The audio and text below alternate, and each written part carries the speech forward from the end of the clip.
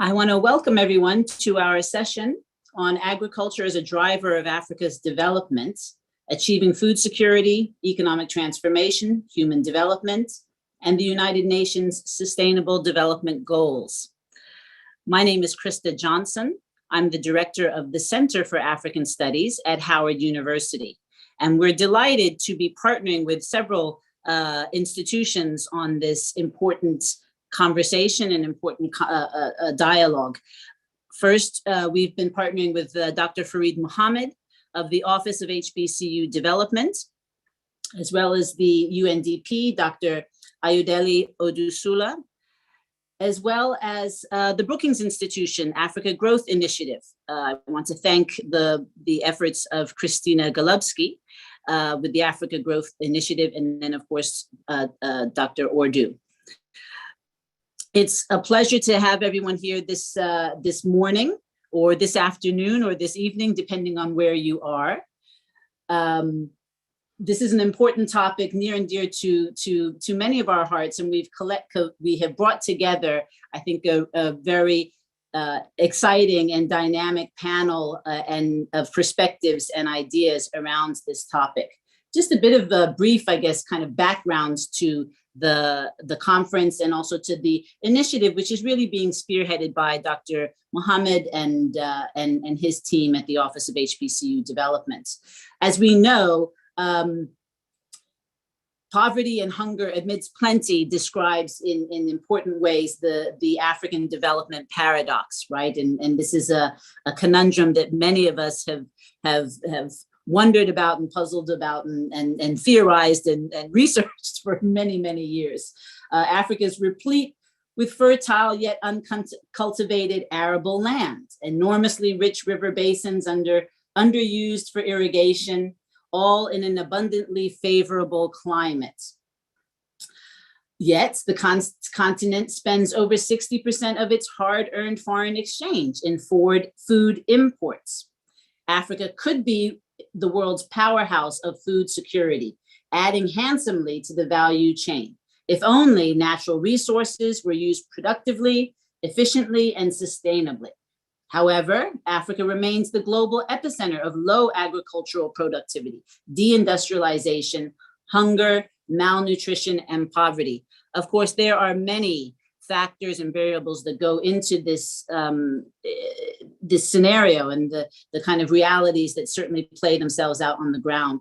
And hopefully we'll have an opportunity to hear from the experts today about why is that, and how is it that perhaps we can, or that African governments, African people can reposition themselves into a more favorable position and really utilize the tremendous resources that we know do exist there on the continent.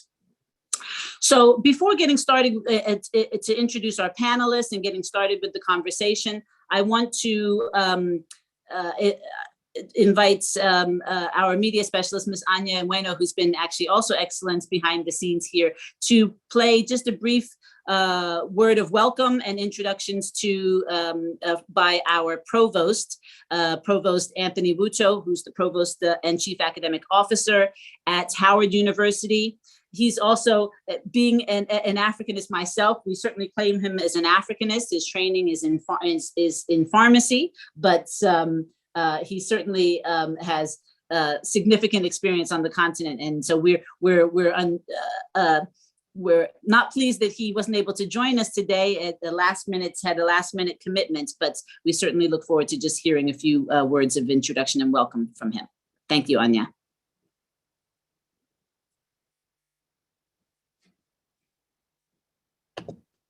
Hello, I'm Dr. Anthony Wuto, and I currently serve as the Provost and Chief Academic Officer at Howard University in Washington, D.C. It is certainly my honor and my pleasure to welcome you to this international conference series, Agriculture as a Driver of Africa's Development. There are a number of objectives that we want to accomplish in this international conference series. First of all, to advance a collective understanding of Africa's importance and existing opportunities to act as a driver of Africa's development. Secondly, to spotlight the unique and essential role each sector across public and private currently plays in Africa's agricultural sector, and what actions must be taken to reverse Africa's development paradox. Third, to promote the exchange of ideas and innovative thinking across all actors who influence Africa's agricultural sector. And fourth, to provide an opportunity for young researchers and students across a variety of countries and contexts, especially those enrolled in the National Network of Historically Black Colleges and Universities in the US, to engage the important role that agriculture plays in advancing development progress. So again, on behalf of the entire Howard University community, it is my honor and my pleasure to welcome you to this program, and we look forward to future collaborations. Thank you.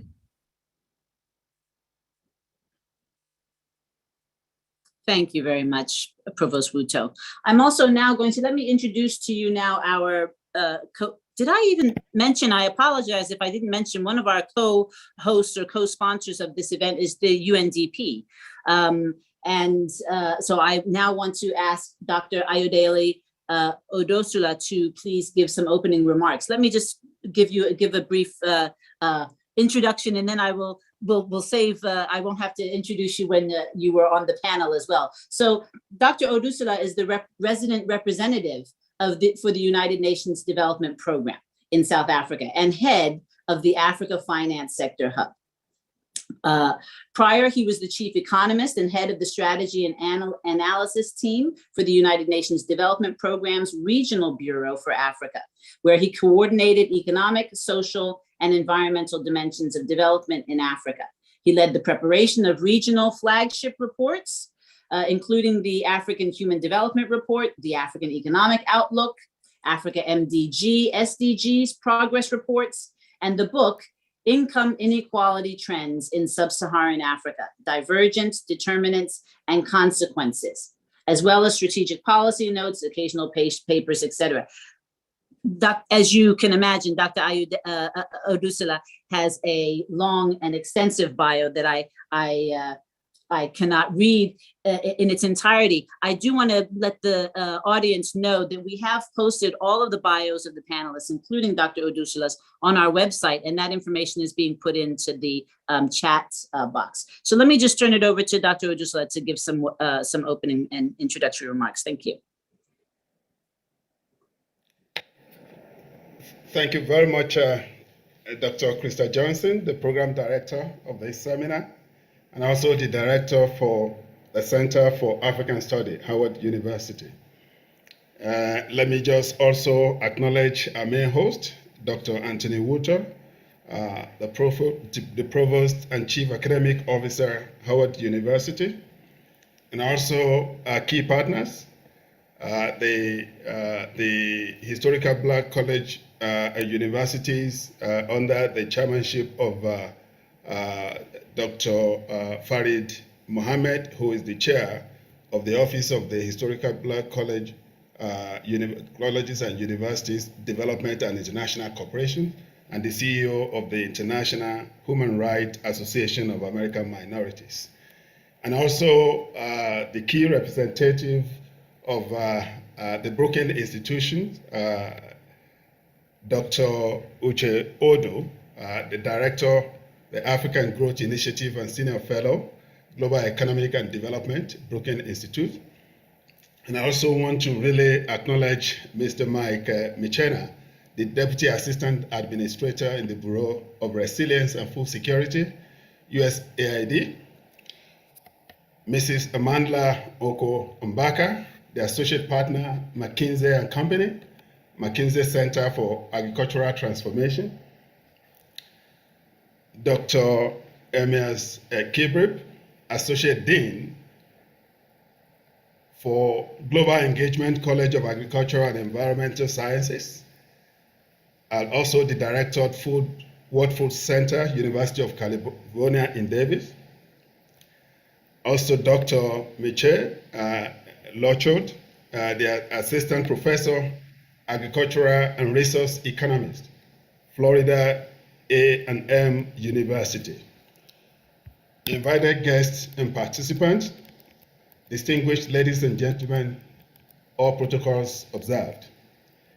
It is a great pleasure for me to be part of this international conference series on agriculture as a driver of Africa's development, organized by the Center for the African Studies, Howard University, in partnership with Brookings Institution and the Office of HBCU, Development and International Cooperation.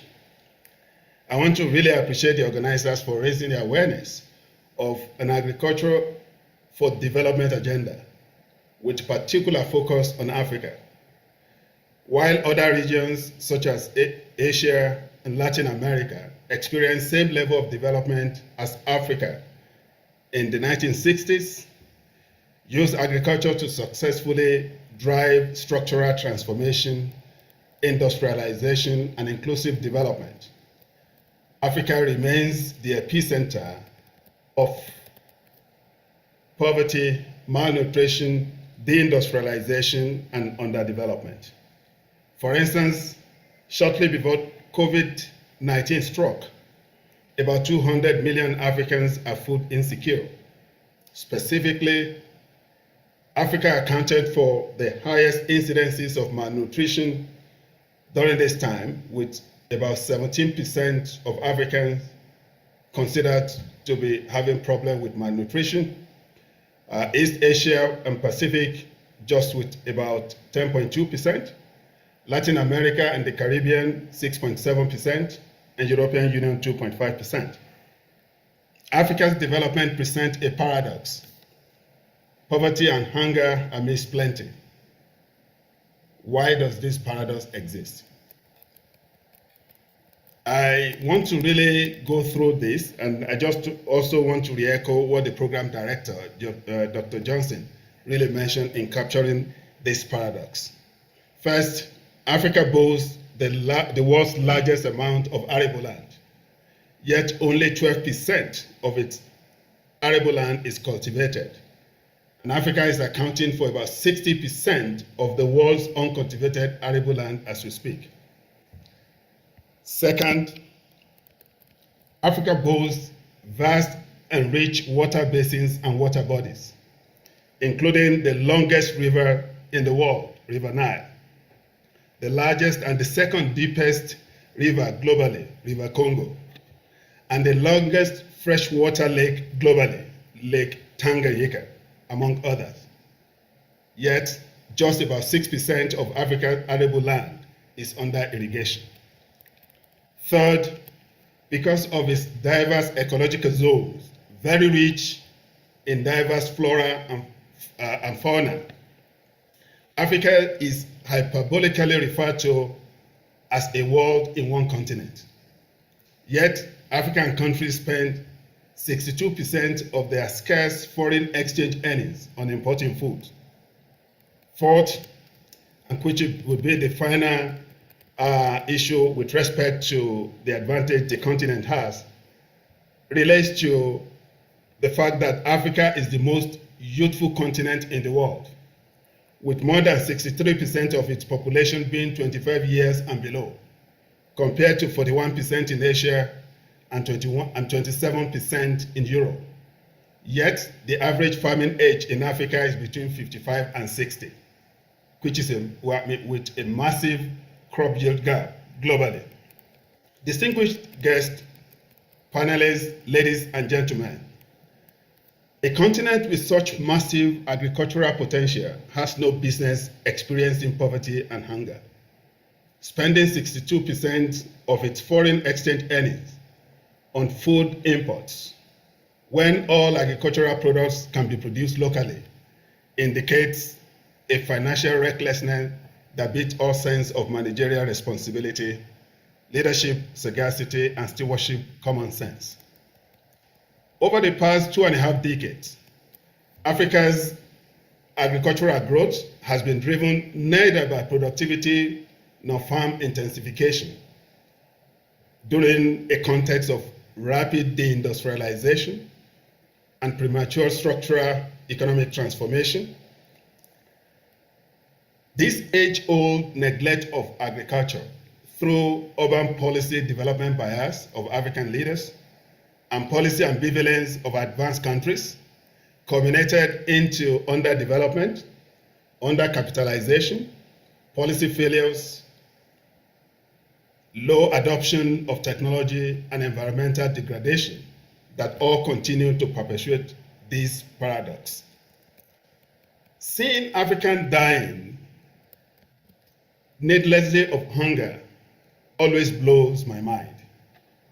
Breaking these shackles of penury and starvation amidst potentially gigantic agricultural opulence and an energetic population propels my passion to turn this paradox to a powerhouse of food security, industrialization, and poverty reduction.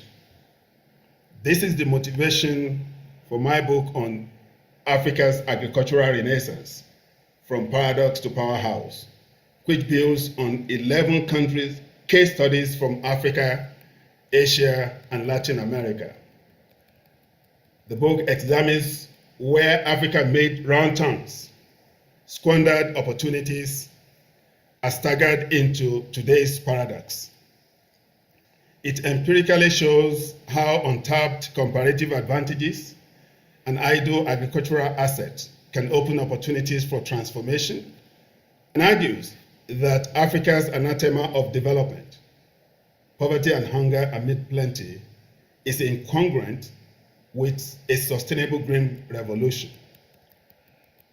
It also argues that agriculture is a most potent strategy to bring development to 60% of Africans by 2040 through transforming agriculture as a way of life into a business enterprise, a market-driven and value-added orientation, agricultural productivity, either land and labor, productivity as well as diverse crop productivity, driven by small farm holders, is an important transformation mechanism for food security, agricultural-led industrialization, and accelerated poverty reduction. What should Africa do differently to transform and modernize agriculture? Africa must adopt integrated and ecosystem approaches targeted at improving production and productivity, enhancing agricultural profitability, promoting shared prosperity through agriculture, and strengthening better planetary quality services. First, improving production and productivity is anchored on 4 pillars. This is based on the experiences across all African countries and the 11 specific case studies across Asia, Africa, and Latin America.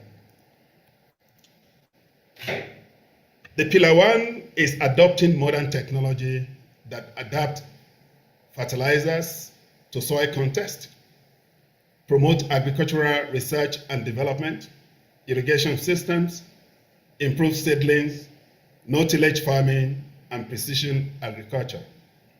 The second pillar is strategic support to small farm holders through access to land, ownership, and titling, skill upgrades, enhanced capacity to respond to productivity improvements, and climate-smart agriculture, enhanced access to credit and inputs, and connections to local, national, and global value chain development.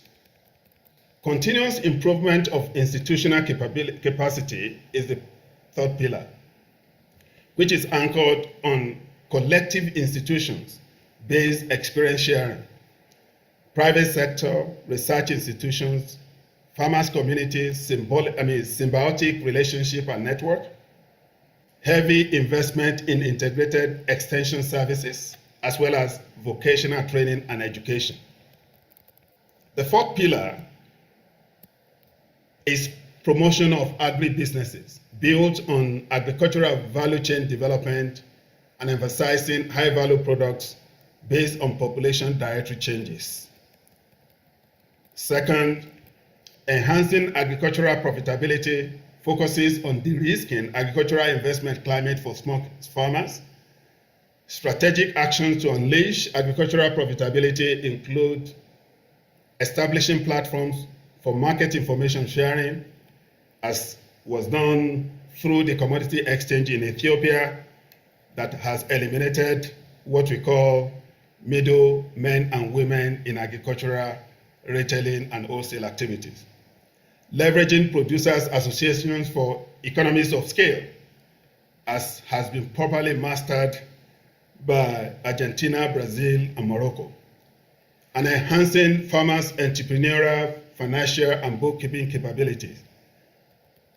Third, promoting shared prosperity through agriculture by ensuring marginalized farmers, such as youth and women with skills and passion for agricultural transformation, have control over land, access to technology, and inputs like improved seedlings, fertilizers, and finance. Existing farmers with low dedication should be trained and reskilled for non-agricultural jobs. Not everybody that is in farming today has business in farming. Finally, strengthening better planetary quality service through climate change and adaptation strategy is key to a double green revolution in Africa. The first element includes climate-resistant animal breeding, drought-resistant seedlings, and climate-smart practices. The second element is promoting effective chemistry among soil, plants, and fertilizers, as well as energy, water, food wastages, linkages. The third element is avoiding environmental degradation, including payment for environmental services. And the last element is creating, nurturing, and sustaining a new generation of agricultural scientists with strong interest in climate-smart agriculture and ecological enrichment.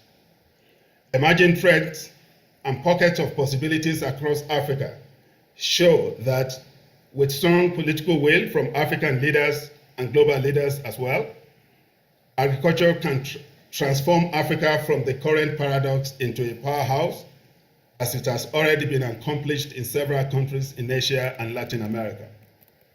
These trends and pockets of possibilities include the bottom-up approaches to managing irrigation in Egypt and Mali, youth integration in agriculture in Nigeria and Togo, emerging farmers in Morocco and South Africa, agriculture-based circular economy in Benin Regional Songhai Center, agro-business development in Ghana, focusing on cocoa, and Morocco focusing on olive. Soil fertility mapping and small farm holders commercialization in Ethiopia, a trailblazer on the continent. Establishing agricultural corridors in Burkina Faso, Cameroon, and Mozambique. Improve seed multiplications by farmers in Ghana and Ethiopia. Successful input subsidy in Malawi and Ghana. The transformative role of the Comprehensive African Agricultural Development Program, CAADP, the Alliance for Green Revolution in Africa, AGRA, the African Development Bank, and the International Institute of Tropical Agriculture have contributed their quota, which require some kind of support from all and sundry.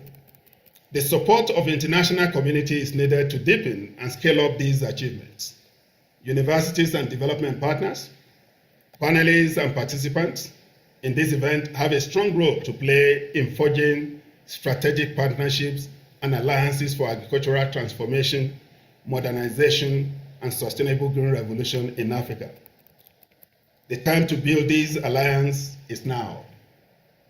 I welcome you all to this international conference series on agriculture as a driver of Africa's development. Thank you for your attention. Thank you very much, Dr. Odusala. I think you've basically launched our panel as well and the discussion that we're going to have. So that was wonderful in terms of really kind of making the case for why now is the time for us to really harness the opportunities that we have to ensure that we transform Africa's agriculture into from the paradox to a powerhouse. So on that note, before I move to the other panelists and just kind of lay out, I guess, the other format, let me just highlight as well Dr. Odusala's recently published book, very newly published book, Africa's Agricultural Renaissance, From Paradox to Powerhouse. Ms. Bueno, Anya, you can, I don't know if you have the link. I think you do. If you could put that in the chat for the audience. That's a very recent resource which has come out, which lays out in greater detail many of the recommendations and ideas that Dr. Odusula has. We're going to now move to the or formally, I guess, move to the panelist part. And I want to remind, we have in total 6 panelists. I want to remind each of the panelists that you have about 10 minutes to give opening remarks. We've provided the panelists with a set of guiding questions that can guide their comments now. After this, we'll have kind of a discussion amongst ourselves for about 30 minutes, and then we will open it up to questions and answers from the audience. Those in the audience, please know that you can put your questions and questions in the Q&A box. The chat box is disabled, but you can put your questions in the Q&A box. Also, you can tweet us your questions. We have a Twitter handle, which is AfricaAg, or hashtag, right? Or we don't have a Twitter handle, but we're doing a hashtag. We have a hashtag, AfricaAg, that we're using. So if you use that, and it's actually Christina Golubsky with the Brookings Institute, the Africa Growth Initiative is I think also live streaming this. Or through Twitter. So join the conversation there on Twitter if you're one of those techie people as well. So as I said before, we have, I think, a diverse and a really, I think, rich group of panelists this morning that can help us, I think, understand some of the challenges, but also the opportunities that are here in the agricultural sector on the African continent. And we can begin to have this is really the beginning of a broader conversation about what might be some of the next steps, what might be some of the action items that we can actually act on, that we can maybe develop and start to think about how we can build on those ideas. So our next panelist that I'm going to invite to speak is Mr. Mike Michener, who is the Deputy Assistant Administrator in the Bureau for Resilience and Food Security at USAID. Mr. Michener currently serves, as I said, as the Deputy Assistant Administrator.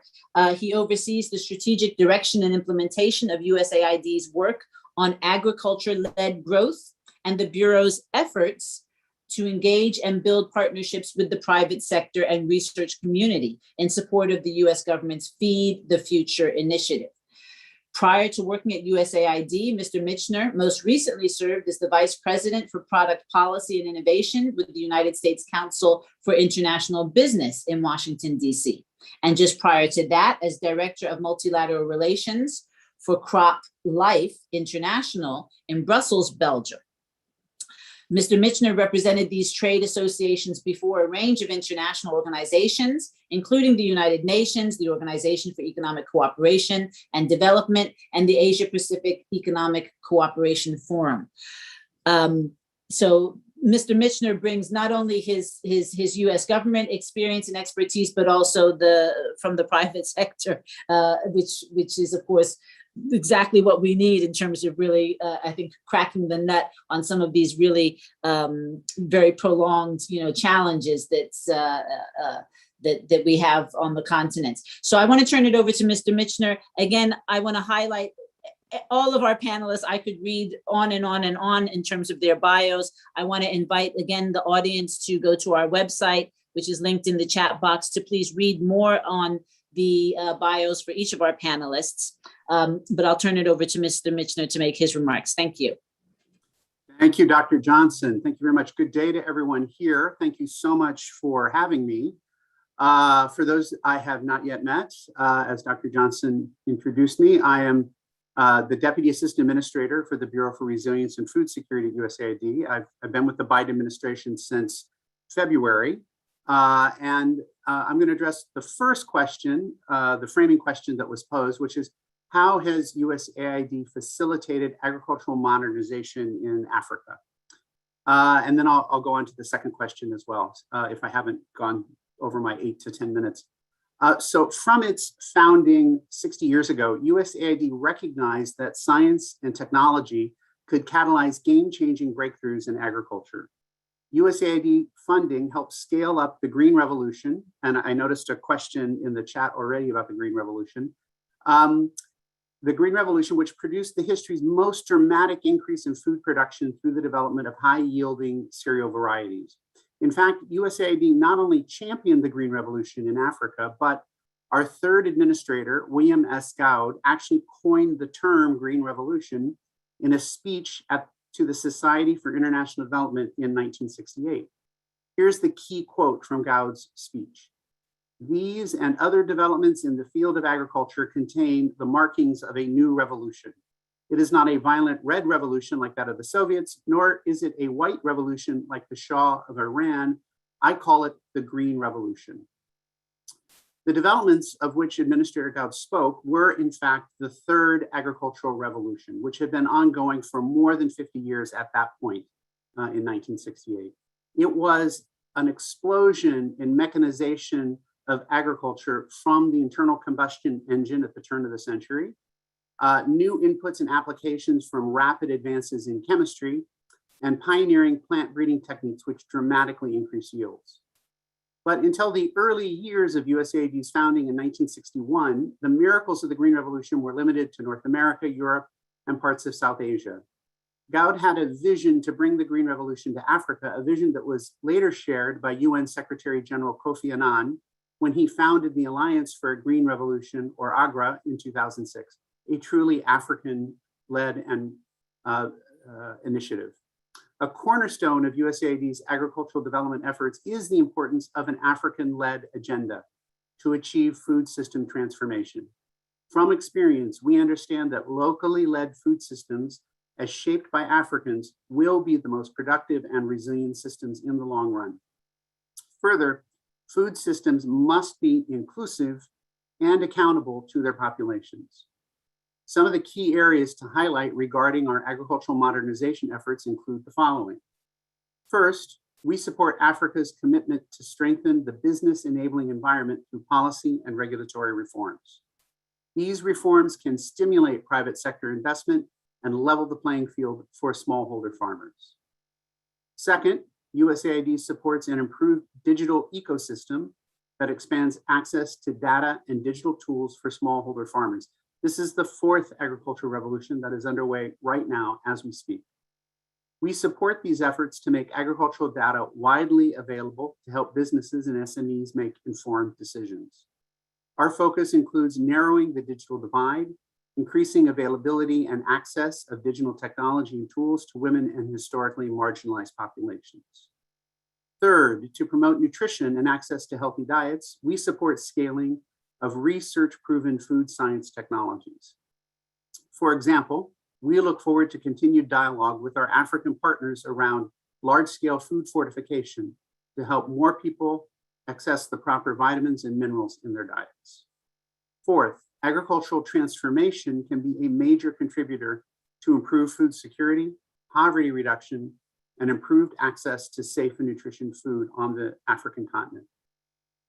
The agricultural sector employs over 65% of Africa's labor force while supporting the livelihoods of 90% of the population. And we have evidence that growth in the agricultural sector is up to 4 times more effective at reducing poverty than growth in other sectors. Some of the fastest growth in the world now is occurring in Africa, and it's an exciting time. USAID supports modernization of African agriculture through its research programs that develop crop varieties that are better able to withstand higher temperatures and drought while being more resistant to pests.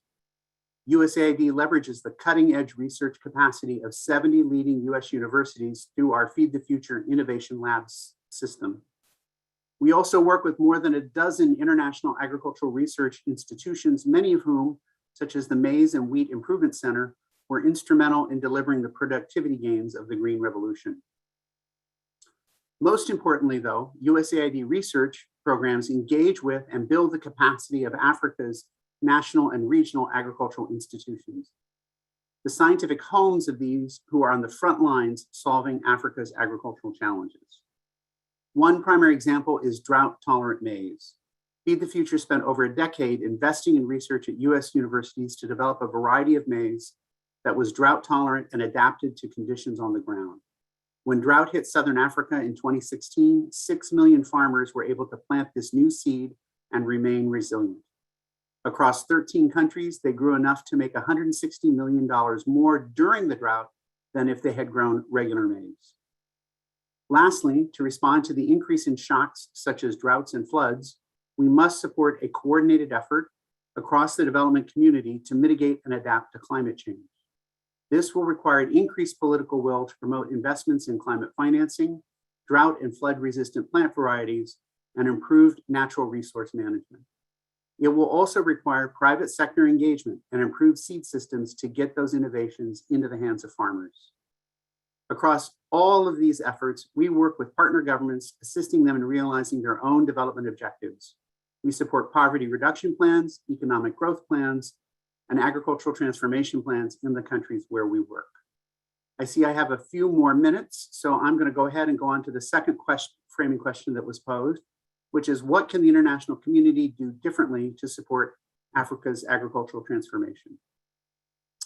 While USAID has had much success in facilitating agricultural modernization in Africa, there are still many opportunities for us to respond to the next round of global challenges in agriculture. To address these challenges, the US government's Global Food Security Strategy Refresh, which we are launching in the coming weeks, will build upon the lessons learned implementing Feed the Future while refining our efforts to address emerging challenges.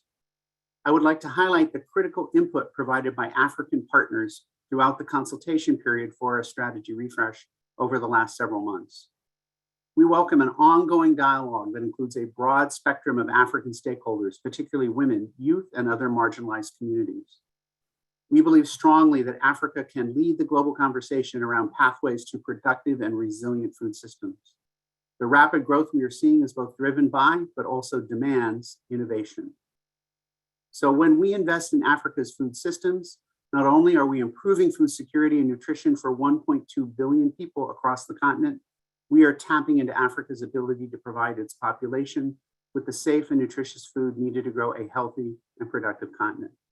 Thank you for your time. I will now hand it back over to Dr. Johnson. Thank you very much, Mr. Michener. I have lots of other questions to ask you about what's really a signature program, Feed the Future, and so I look forward to learning more about that as well. Great, thank you so much.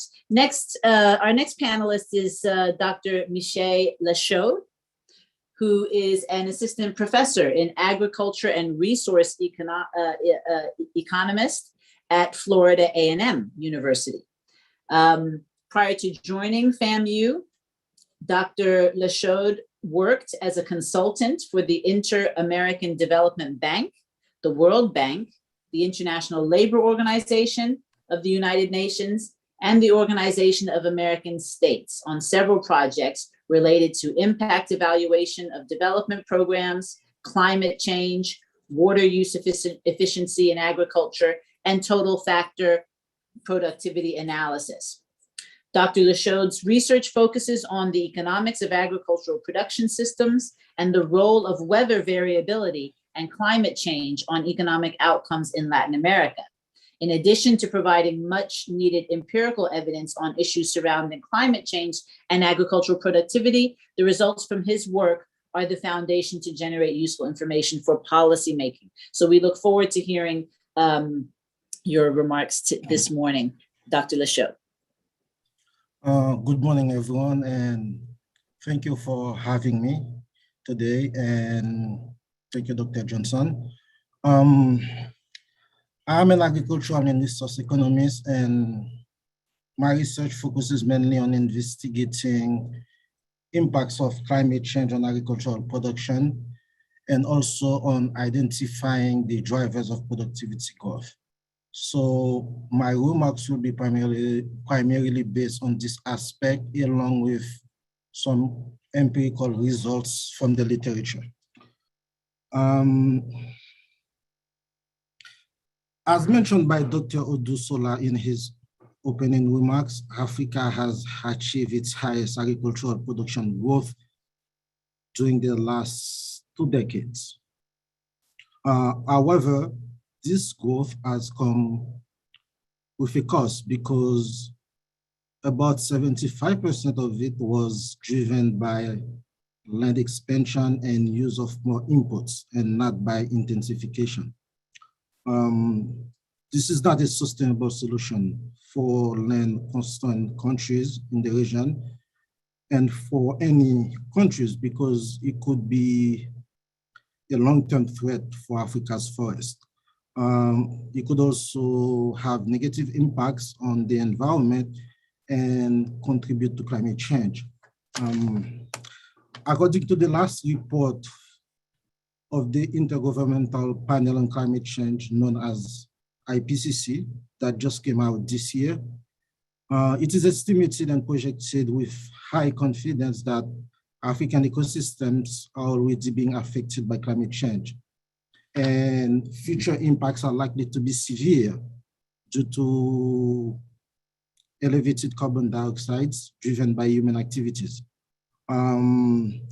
It is also projected that climate change will intensify existing stress on water availability in Africa, and increasing temperatures and changes in precipitation patterns are very likely to reduce crop productivity, and those that will have adverse impacts on food security.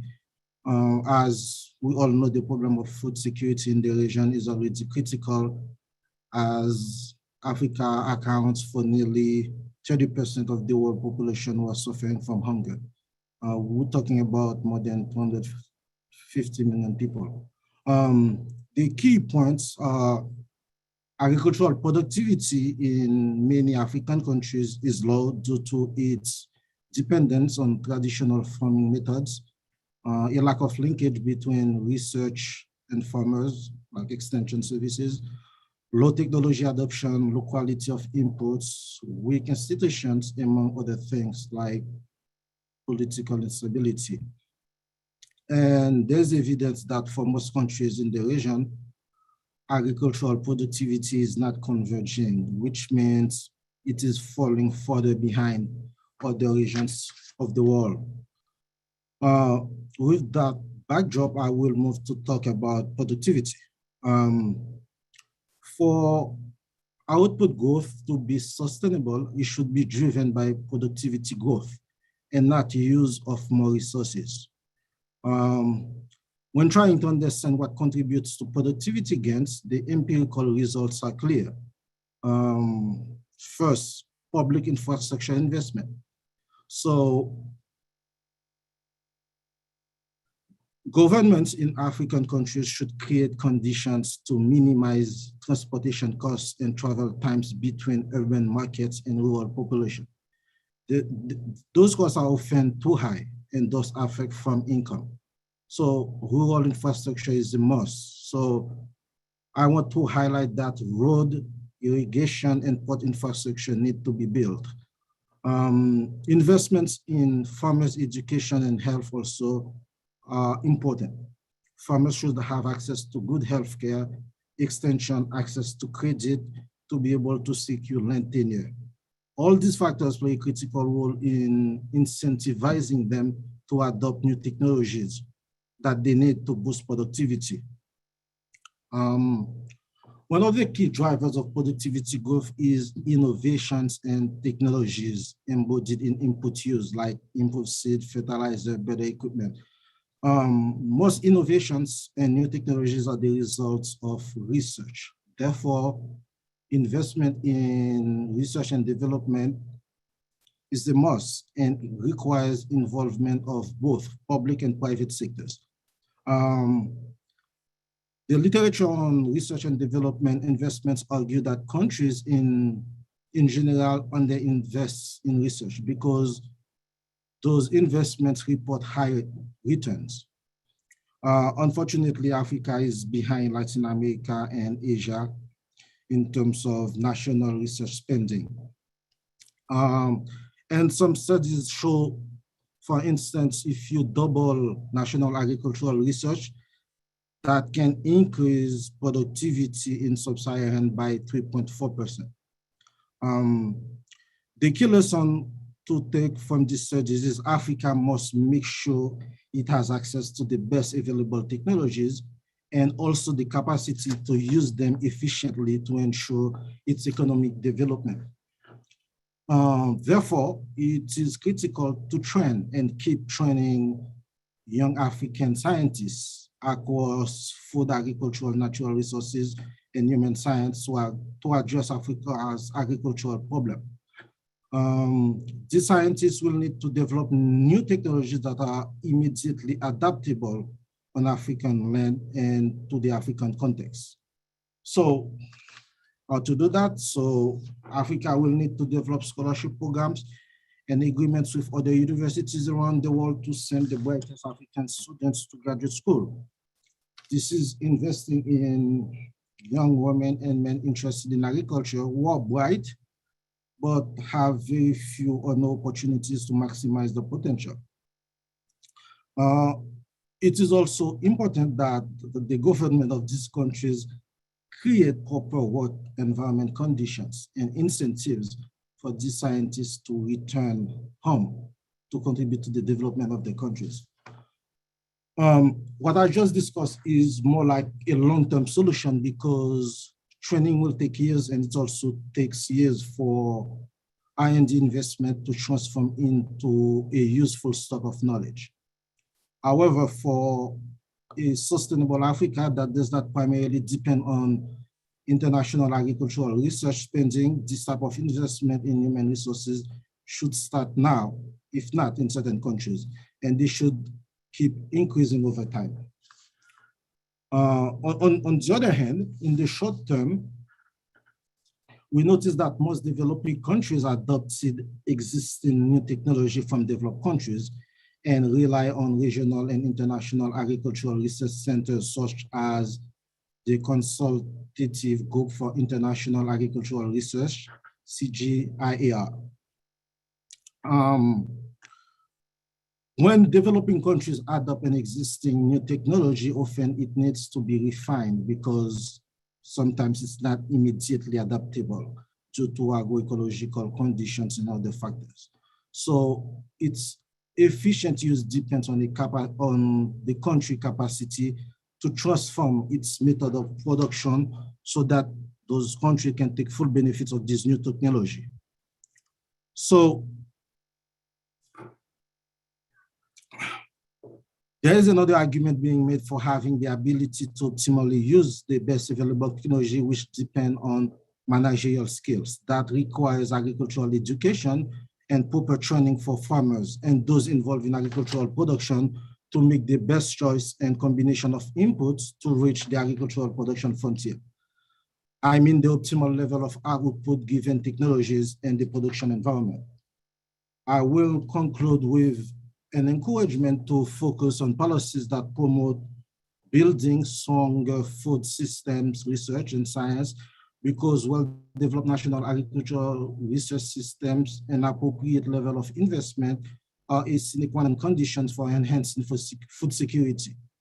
And that agricultural growth and development resulting from this new technology can improve quality and quantity of agricultural output, reduce consumer food prices, and provide better nutrition. Policy also should facilitate diversification to gain from economy of scope and scale efficiency gains resulting from optimal size operations. Thank you very much. Thank you very much, Dr. Lachaude. And I'm thinking of questions that I have for you, but your expertise in the area of climate change and certainly policy recommendations, I think there's a lot to follow up on there. Our next panelist is Ms. Amandla Oko-Umbaka, who is the associate partner or an associate partner with McKinsey and Company and the McKinsey Center for Agricultural Transformation. She's a leader in our Africa Agriculture and Consumer Packaged Group packaged goods practices at McKinsey, and plays a pivotal role within the McKinsey Center for Agricultural Transformation. Ms. Oko Ombaka began her career at the firm as a summer analyst in our Minneapolis office and was an early transfer into our Nigeria office. As an economist by training, with a public sector heart and a private sector mind. I love that. Amandla has served agriculture and food clients in more than 15 countries across Africa, Europe, and the United States, with a focus on strategy and implementation, including growth, market entry, route to market, and digital design topics. Ms. Oko Ombaka, I'll turn it over to you, and we look forward to hearing your remarks. Thank you so much, Krista, for having me, and for Howard University and the Center for African Studies for hosting us. It's a tall order to go after the two speakers we've just had. I'm going to share some visual aids and try and do this in under the 10 minutes you've given me. I'm sure all the fun stuff is going to come in questions. And so let me just tee up my screen share here. Just take 1 second. I'm going to do 3 things that I hope will cover the topics that I've been asked to speak to. The first is really, what is the role of the Africa Free Trade Continental Agreement in supporting, boosting the agricultural transformation across the continent? So I'll talk a bit about that as I lay the context of ag in Africa. I'll then spend some time talking about the opportunities and where they lie, where there's big investment gaps, which I think are relevant to both the public and the private sector as we think about catalyzing ag transformation across the continent. And then finally, I'll focus very specifically on some actions that I think the private sector can take, which is where I spend half of my time with private sector players that are engaging with this topic. On the overview of some of the big stats that I think actually Professor Ayo referred to before, there's a couple I want to touch on because they're relevant to how the private sector can engage. When we think about the share of agriculture as an engine of economic growth on the continent, across many countries in sub-Saharan Africa, and I hope you will excuse my broad generalizations because each country in Africa has a different agricultural system. But if I take the broad generalization, we're looking at more than 20% of GDP being driven by the agricultural sector. In the world we live in now, where we're thinking about food systems and how agriculture impacts nutrition and impacts education and impacts technology, this actual share of GDP that agriculture influences can grow to 60–70% in some economies. And the multiplier effects we get from investing in agriculture, right now it's for every $1 that we invest in agriculture, we can multiply that impact by 1.6 times. Agriculture is a significant multiplier in our economies compared to other sectors. So catalyzing transformation here is a way to rise the tide of many boats as we think about development. I think on the second part, when we think about employment, I think this statistic is always one that no one's happy with, in part because a lot of employment in the sector is informal. When we think about a country like mine, Kenya, there's about 350,000 people that are formally employed in agriculture, but there's about 9 million farmers in Kenya. So when we think about employment, I would encourage us to be a bit broader, not just on-farm jobs, which if we increase productivity, we actually want to see jobs move off of the farm and towards SMEs that are serving farmers, serving retail. But there's a significant share of our productivity of the economy that sits with people who draw an income from agriculture. So increasing that productivity is really, really important. When we think about trade, what's interesting is a lot of our exports, it's $35 to $40 billion a year from the continent, is in commodities like cocoa. It's in fruit and vegetables and nuts. Delicious. I think Kenya has the most delicious mangoes anywhere on the continent. But a lot of these exports don't have a significant amount of value addition. The level of agro-processing across East Africa, for example, is about 16%. It's higher when you get to places like Egypt, you get to about 20%, higher if you're in places like South Africa. But a lot of these exports just leave a lot of value on the table as far as doing value addition on this exports side of things. And we actually import much more than 40 billion when we think about agriculture. We import a lot of our crop protection, our herbicides, our fungicides, our insecticides. We're importing all the active ingredients and then doing the dilution here. We're importing a lot of our vegetable seed, for example, when we think about hybrid seed. So there's a lot we can think about trade and making sure that we can use the rich resources across the continent to serve the continent. And finally, there's a piece about regional trade, which will be my small coda on the Free Trade Continental Agreement. I think that the AFCFTA has great promise to raise regional trade within Africa for more than $8 billion a year, which is where it currently stands across a variety of agricultural products. But there's actually a lot of challenges with increasing intra-Africa trade that don't sit with production alone.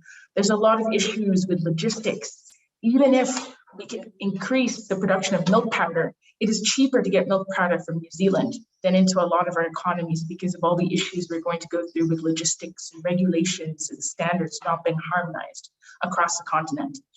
There's also a big question when we think about certain value chains like meat and fish, where because of the lack of cold chain, a lot of consumption is very localized. So we might want to increase trade, and the Free Trade Continental Agreement may give us a framework to do that now. But it's actually very difficult to increase intra-Africa trade if we don't have some of these issues like cold chain in place. We will cut and eat the meat exactly within 3 to 4 days, 5 kilometers from where the cows are slaughtered. So that gives you just an overview of the environment we're operating in. If I think about what the opportunities are, I'm taking a bit of a myopic view here in terms of focusing on cereals and cereals production. I know that there's a much broader set of value chains that we need to think about for agricultural transformation. So if you'll allow me this simplification to make this point, that we actually have an opportunity to intensify our agricultural productivity in Africa by 2 to 3 times our current yields. That was, just shy of 1 billion tons of additional production that we could have on the continent, given the arable land we have today, given the current agroecology across the continent. But there's a lot of investments that we'll need to make. On inputs, like Dr. Ayo had started to refer to, we're underpenetrated on fertilizer use by 8x compared to other regions in the world. And of course, it's about the right level of fertilizer to use, the right blends, the right mixes, not over-fertilizing the soils, but we're very far away from that. So significant investments that can happen in fertilizer, that can happen in hybrid seed, particularly as we deal with issues of climate change, trying to think about drought-resistant crops, I think is one of the other things that Dr. Ayo had mentioned, and how we use hybrid seed to increase yield is important. There's a lot of investment on infrastructure. This irrigation point is critical. Most of our agriculture is rain-fed, which makes it very difficult to sustain quality and sustain the level of outputs that we need to satisfy not just hunger across the continent, but to make agriculture commercial. There's a huge gap in storage. We lose 25% of maize every year just in post-harvest losses. So there's significant investments required in infrastructure. And finally, in markets. I think that there's a huge pull that happens with markets and investing in markets, because farmers, when I speak to farmers on the ground, when I look at the data, when you can show that there is a market, the investment farmers are willing to make on better seed, on irrigation goes up. So how do we increase the regional trade? And happy to talk about the Free Trade Continental Agreement more there. And how do we make sure that we have offtake markets within value chains that support further investments upstream? In closing, maybe let me just share with you 7 things that we've observed the private sector do specifically to try and unlock agricultural potential across the continent and address some of these challenges. When I think about what comes first in terms of streamlining distribution, there's very fragmented trade across the continent. It's hard to reach the last mile. 70%, 60% or more of our population still live in rural areas. And so making sure that we can reach distribution into the last mile is quite important. We've seen companies like Syngenta and Yara actually paired up with NMB Bank in Tanzania and worked to establish the Last Mile Alliance to help agro-dealers in remote areas use shipping containers, for example, as storage, and building other resources through training and demonstration plots to really help streamline that distribution, something that's quite important. Second thing we've seen is actually expanding payment terms. Because of the cash flow issues between harvest and actually selling product in market, and then the actual planting that needs to happen, sometimes what we need is that additional agro-dealer payment terms. We've seen people like AFAP actually provide first loss guarantees to fertilizer suppliers, also in Tanzania, to extend payment terms. And we've seen levers like this actually increase fertilizer sales by up to 35%.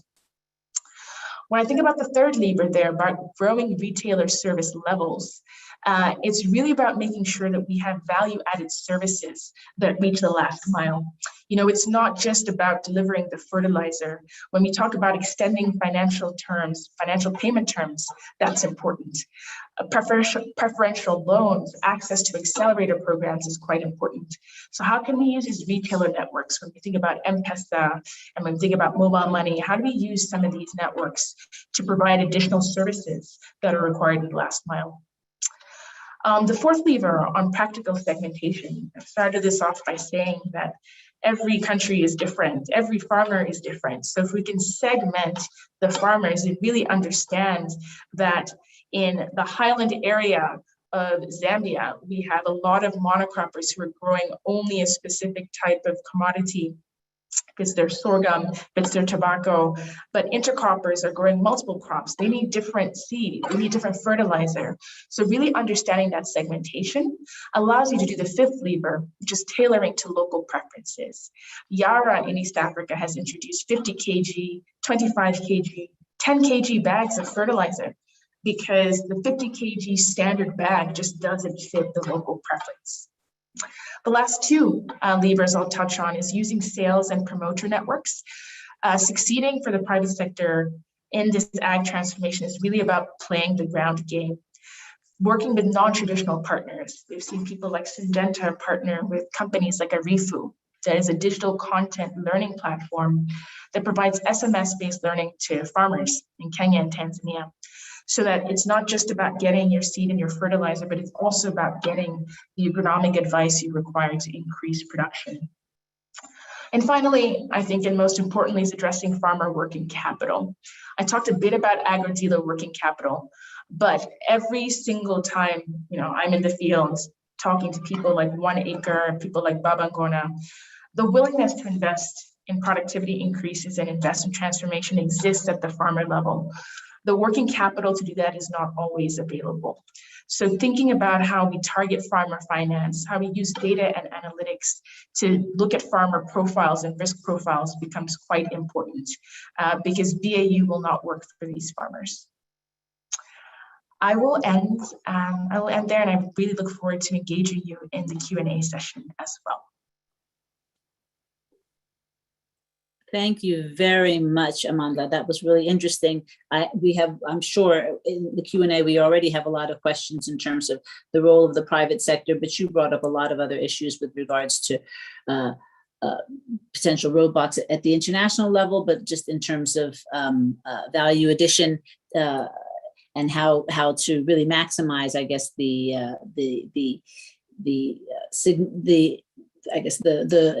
African exports. So there's a lot, I'm sure there, and a lot of questions that are going to be directed towards you. Thank you very much. We now are going to turn to Dr. Ermias Kebrebe, who is Professor of Animal Science and Associate Dean for Global Engagement with the College of Agricultural and Environmental Sciences at the University of California, Davis. He's also director of their World Food Center there.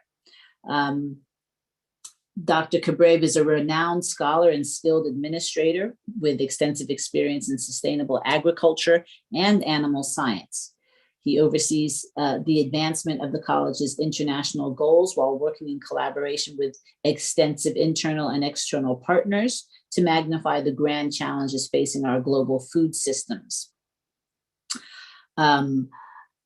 Dr. Kabreb is chair of the United Nations FAO Technical Working Group on Feed Additives, a committee member of the National Academy of Sciences, panel on anthropogenic methane emissions in the United States, and also serves on the NAS Committee for Nutrient Requirements of Dairy Cattle. He's a contributing author of the Intergovernmental Panel on Climate Change 2019 update on Good Practices Guidelines, where he contributed chapter 4, emissions, quote, emissions from livestock and manure management. So we're very pleased to have you with us this morning, Dr. Kabreb, and appreciate you waking up early to be here with us. And I'll turn it over to you. Thank you very much for this opportunity to speak on the panel. I'll be focusing mostly on the question of how can the international community support sustainable green revolution in Africa. To begin with, let's ask the question, what is preventing the efficient use of inputs for agriculture in general, particularly for plant and animal growth? And what can the international community help in improving this? To give you some practical example, we ask smallholder farmers and farm advisors in several countries around the world, including in Ethiopia and Burkina Faso. And the question that we asked them was, what's the main constraint in increasing the productivity? And what can international community, in this case, we're working with USDA and USAID, and to try to sort of improve productivity as well as decarbonize the agricultural economy as well. And what we heard repeatedly from these countries was that there was a shortage of farm inputs such as fertilizers for growing crops efficiently, shortage of feed for livestock production, and lack of technology such as irrigation or fertigation practices, and resources to purchase and implement these technologies, and in some cases, lack of insurance in case some of the entrepreneurs were not able to meet their demand, or there could be some crop failures or disease and things like that. They won't be covered, so they won't take that risk to be able to intensify and grow. On the livestock side, we heard that there's a lack of information on what to feed those animals and how much to feed them. And on the crop side, similar things on the timing of the crops and the type of fertilizer to use for different type of crops as well. So this is really critical for small scale or smallholder farmers to know, so that they can improve productivity and maximize their efforts. So this fundamental question then need to be answered if one is going to improve productivity for both crops and livestock. And those who are keeping animals or mixed farming type of situation need to know when and how much and what inputs to use.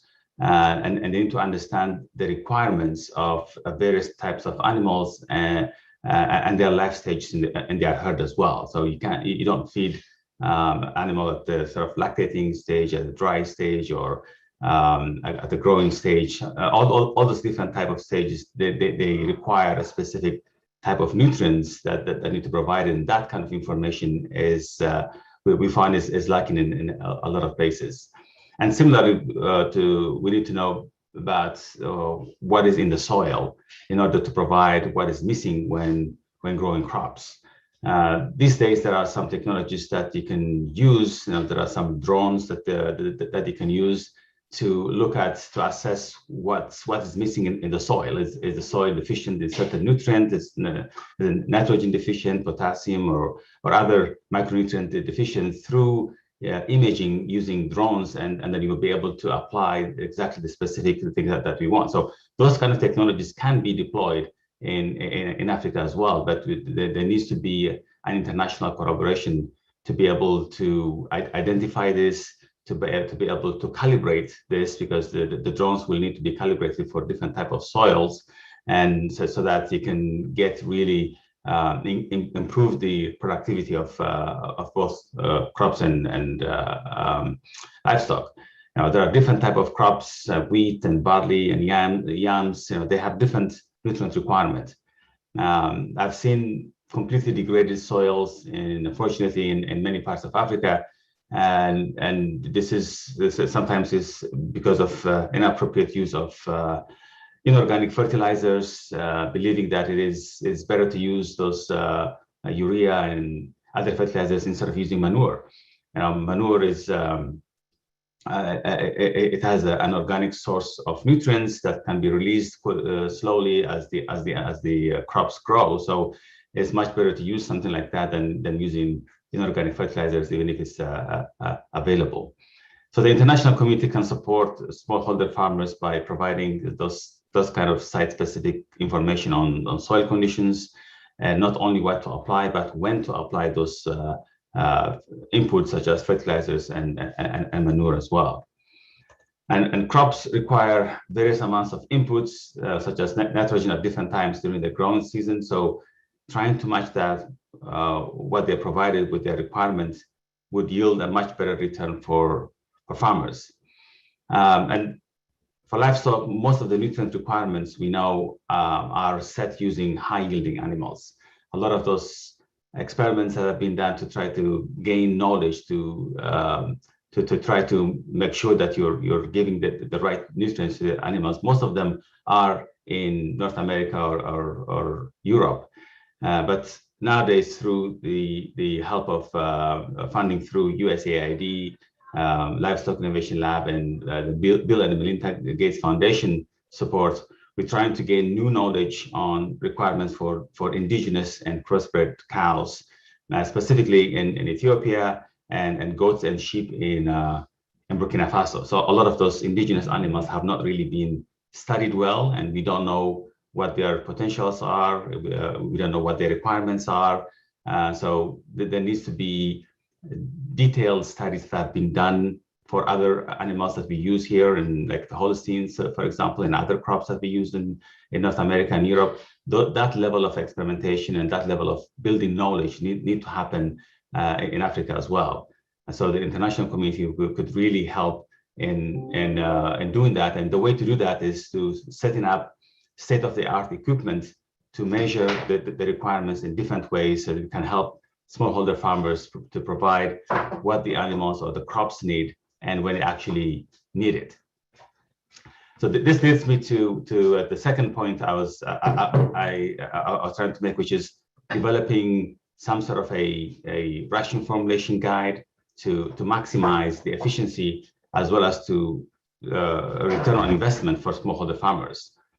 One of the successes in efficient agricultural production in North America and Europe has been the use of those ration balancing to match nutrients with requirements, whether it is for crops or for animals. And such innovation is really critically lacking in Africa, because most of the research, again, is done on different breeds, as I mentioned before, and we have not analyzed the feed as available on the continent, so that we can present it in a way that is easily used and in the languages that the farmers and farm advisors understand as well.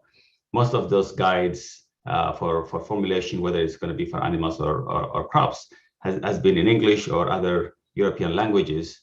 So the international community really needs to develop these guides in several languages that includes detailed information on what forage is available, when is it available, and what are the chemical sort of composition, so that we can feed appropriately to the animals. So this is something that we are starting to do in Ethiopia. We're developing this in Amharic. In Burkina Faso, so far is in French. And we have done this, we are learning from the experiences we've had in Asia, particularly in Southeast Asia. We've had those developed through USDA support, formulation in Vietnamese, and currently working on similar adaptation to Cambodia in Khmer and Lao in Laos. So right now we are really barely scratching the surface as this needs to be standard in much of the smallholder community throughout the continent of Africa and beyond. And the third point I want to make is to increase the information on forages and crops in many parts of the country. We do have several organizations that are devoted to researching common crops such as maize on corn, like CIMIT, for example, is dedicated to improving the production and understanding of corn. We have IRI for rice, and there are other crops as well. But we have many crops in Africa that have been completely neglected and could be actually best suited for that particular region. These are called orphan crops, and this include crops such as okra, taro, yams, inset, teff, and a number of them. International community can support the African Orphan Crops Consortium that is working for greater integration of orphan crops into African food systems.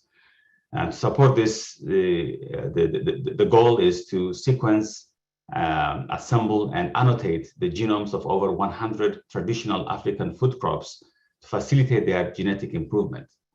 Certainly, the international community can play a significant role in providing expertise and training in genome sequencing of these crops. So there is a big role for international community to support smallholder farmers in Africa.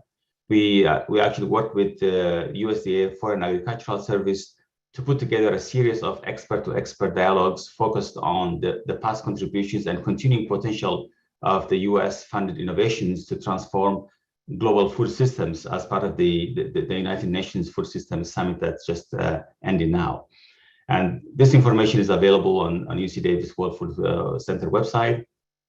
So I'll provide the link to that so that you can see that. It's the UN Food Systems Summit had 5 different tracks, and so we were addressing all these different tracks by bringing in some real examples from Africa and from other parts of the world, how innovations and how the support of international community has supported the gaining of knowledge and trying to improve productivity and continuously improve food production in Africa. And finally, I'd like to congratulate Dr. Sola for this inspiring book that would challenge policymakers, researchers, academia, and entrepreneurs to realize Africa's potential. Thank you. Thank you very much, Dr. Kabrig. And thank you for your comments and your recommendations in terms of specific, tangible ideas that the international community, or roles that the international community can play in terms of enhancing agricultural development on the continent. Let me turn to our final panelist quickly, who's Dr. Aloysius Ordu, who is Director of the Africa Growth Initiative and Senior Fellow at the Brookings Institution, the Global Economy and Development Program at Brookings. Prior to taking up this appointment, he was managing partner at Omapu Associates, LLC, which is a boutique advisory services and consulting firm.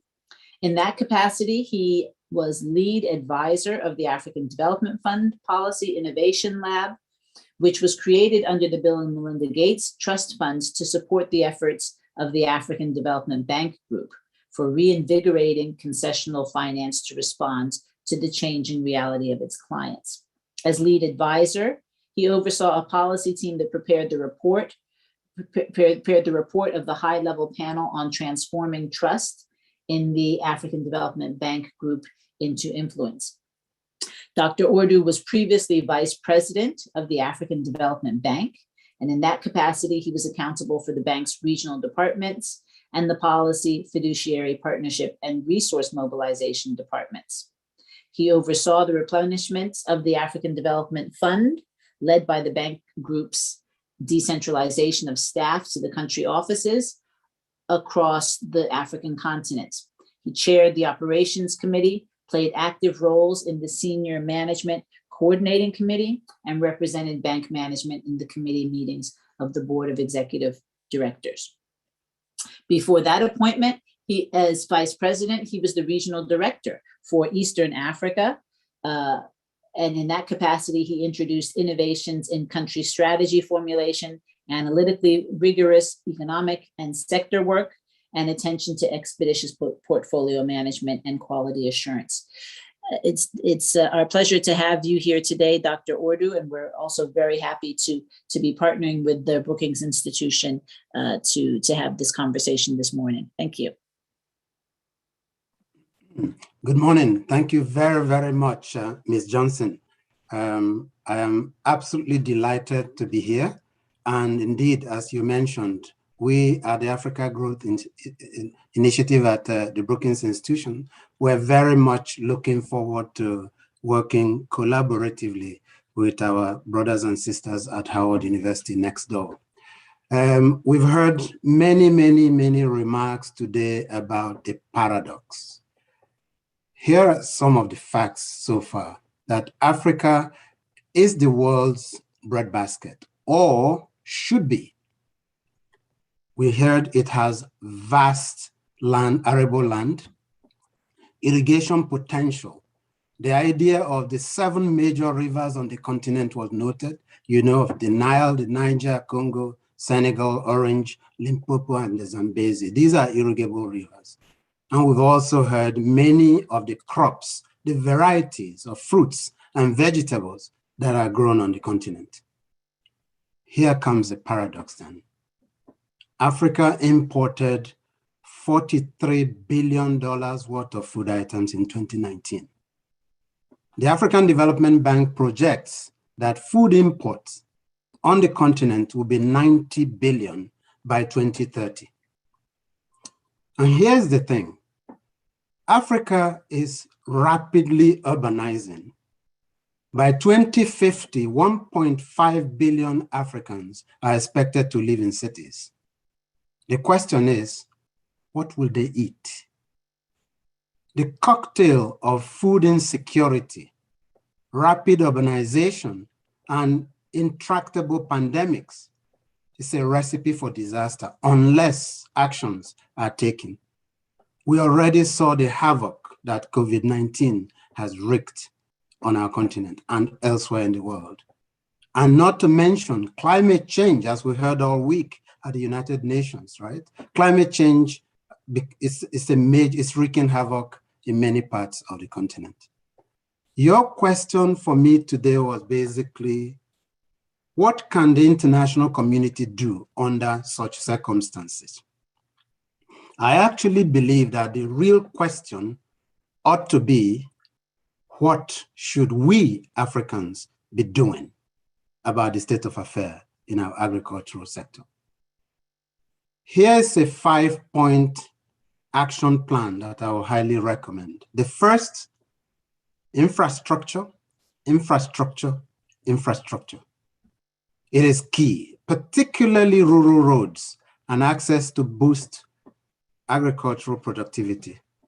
As Regional Vice President in the African Development Bank, all my trips across the region, when you talk to farmers, when you talk to local communities and rural folks, the message is very clear that rural infrastructure is the greatest way to reduce poverty on the African continent. Take cold storage, which was referred to earlier. Such facilities are essential elements of the value chain for fruits and vegetable exports to meet regulatory requirements in export destinations. You cannot export fruit and veg to China today, Africa's largest market for those products, unless you have cold storage with temperatures minus 18 degrees centigrade.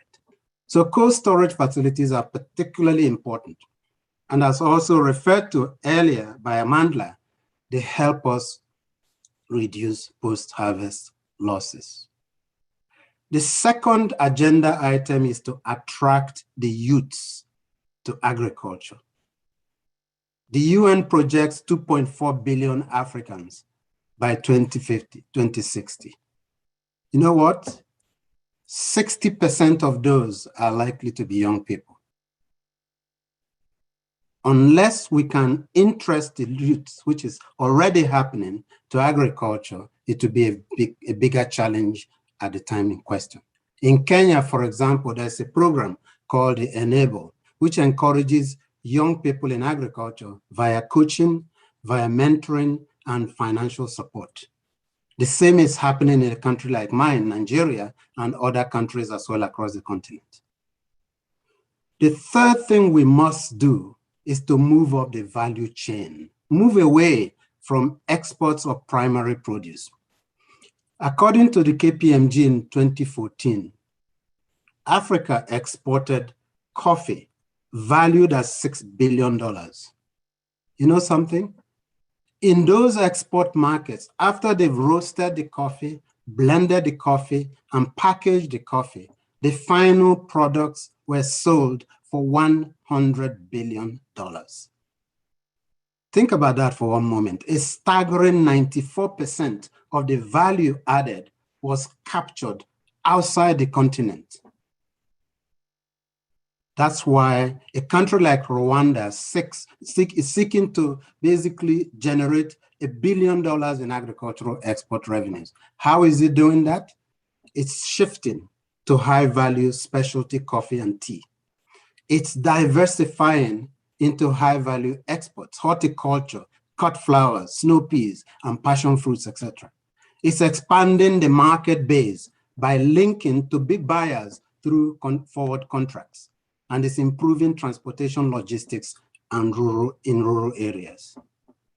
Ghana has commenced manufacturing of high-quality brand chocolates, and Gabon, you may have heard, recently banned export of timber and encouraged processing of wood products. So these are the things we need to do more of to move away from exporting primary produce, but adding value to our exports. The fourth agenda item is to pay attention to peri-urban food production. It's not a subject we've heard much in the conversation this morning, but peri-urban production saved lives on the continent during the lockdown of COVID-19. I mean, urban community gardens in South Africa, for example, rooftop gardens in Cairo, and in Ghana, we all heard about the Operation Feed Yourself, which was introduced in 1972 and has continued in many Ghanaian cities till today. These are all important things we ought to be doing more of. Finally, where would we go without technology? We need to embrace technology. We've heard a lot this morning about the Green Revolution and its origin. The question is, why is Africa full of green areas that have not seen any revolution? Let me tell you recap on what we heard about the Green Revolution this morning. We started in India. It's the use of improved seed varieties or hybrids, appropriate use of fertilizers, readily availability of irrigation water, especially when the farmer needs it, and good agronomic practices, which essentially means extension advice. That's the magic of the Green Revolution in India. And that magic led to dramatic increases in yields in Uttar Pradesh, in Haryana, and in Punjab and other states. However, in the same India, some of the states along the Ganges, Bihar, Orissa, did not quite see that revolution. Why is that? Factors such as institutional issues relating to land tenure and then the lack of adoption of technology were really important. Remember that rice is now Africa's staple food. With population exploding as indicated to 2.4 billion in 2050, Africa needs to boost its food grain production to compete more with India, with Thailand, and of course, Vietnam. Luckily today, technology is far advanced and we're making tremendous progress. Smart weather stations are providing real-time data. Water quality sensors, as we heard, that optimize fertilizer application, soil quality, that measures the temperature and moisture, positioning the farmer and alerting to the spacing, etc. So the mobile phone-based apps and services for agriculture that are empowering smallholders across the continent are the things we need to do more of. Expanding access to information is absolutely key. Market prices, demand forecasts, etc. And automated robotic planting, some of which you heard today, that helps us make improvements in productivity. So overall, then, we need to empower smallholder farmers to harness new business models. Remember, the large majority of Africa's farmers are smallholders. And some of the things being done in the sharing economy, like Hello Tractor, a Nigerian agricultural technology company that offers farm equipment sharing applications, just like Uber does. We know that to derive value from agricultural data and create the network effect that we need, many firms are already moving in this direction. You have Twiga Farms in Kenya, a business-to-business mobile-based e-commerce marketplace platform that delivers food produce to the mass market by digitizing the supply chain, cutting out layers and layers of middlemen and eliminating food waste and reducing food prices. We need to democratize access to market intelligence.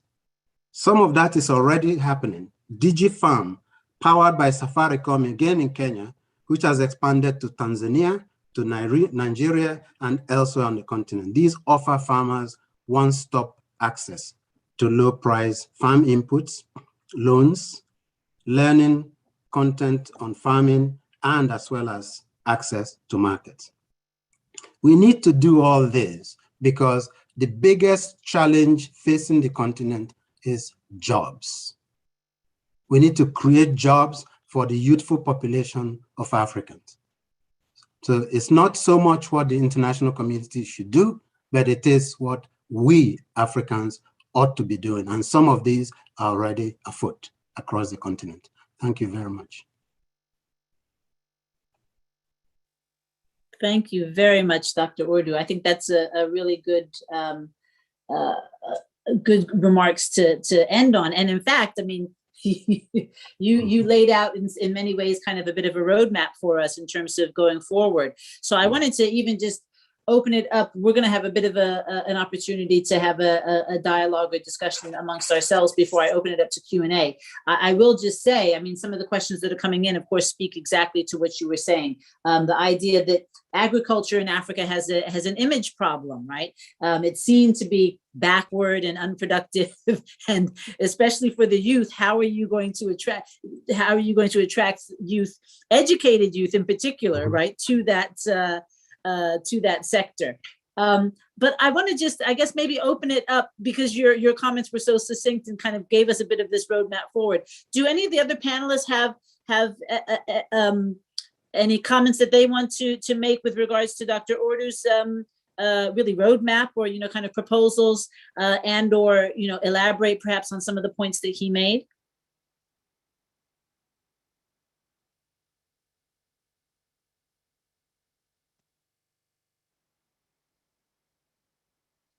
I'm sure we will get back to it, but I know I know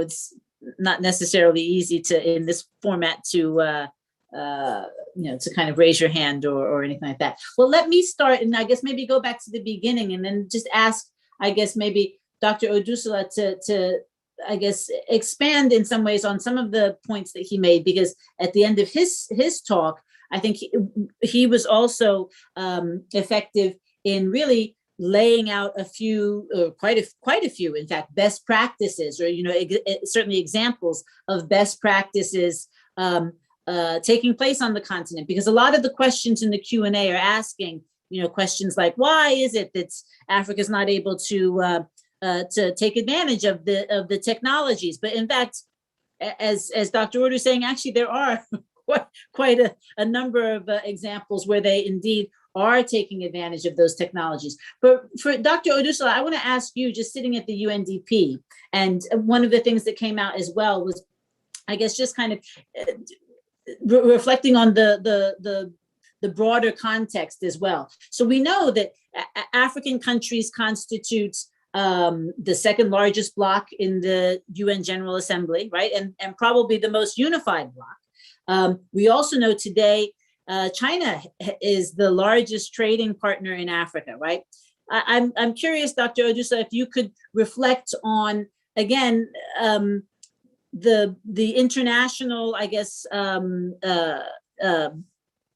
environment, and how it is that maybe that African countries can utilize their collective power to make some of these changes that we all agree are necessary. I mean, as we all know, we've been saying since the end of colonialism that we need to get away from exporting of primary commodities in African countries.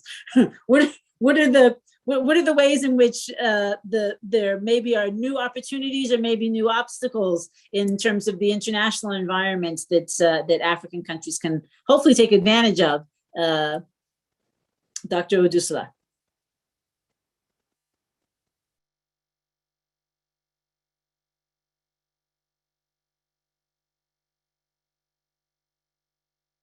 Mute here.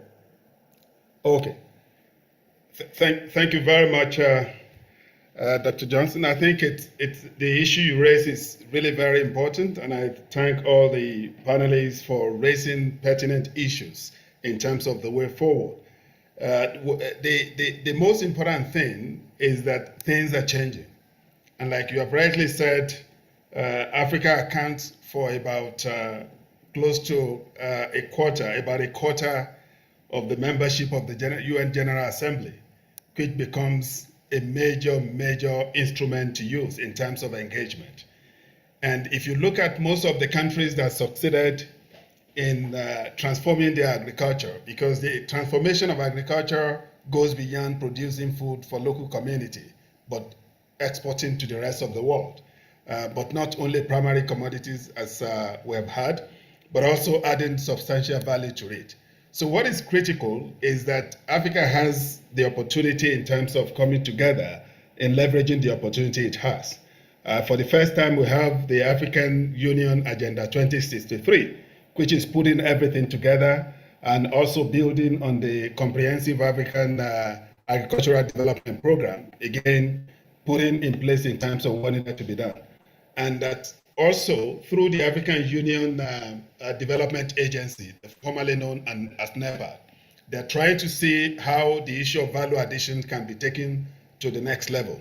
And we strongly believe that the role of the various regional economic commissions, there are 5 in Africa, and also the African Union, with development partners working together, it will be an opportunity for us to do this.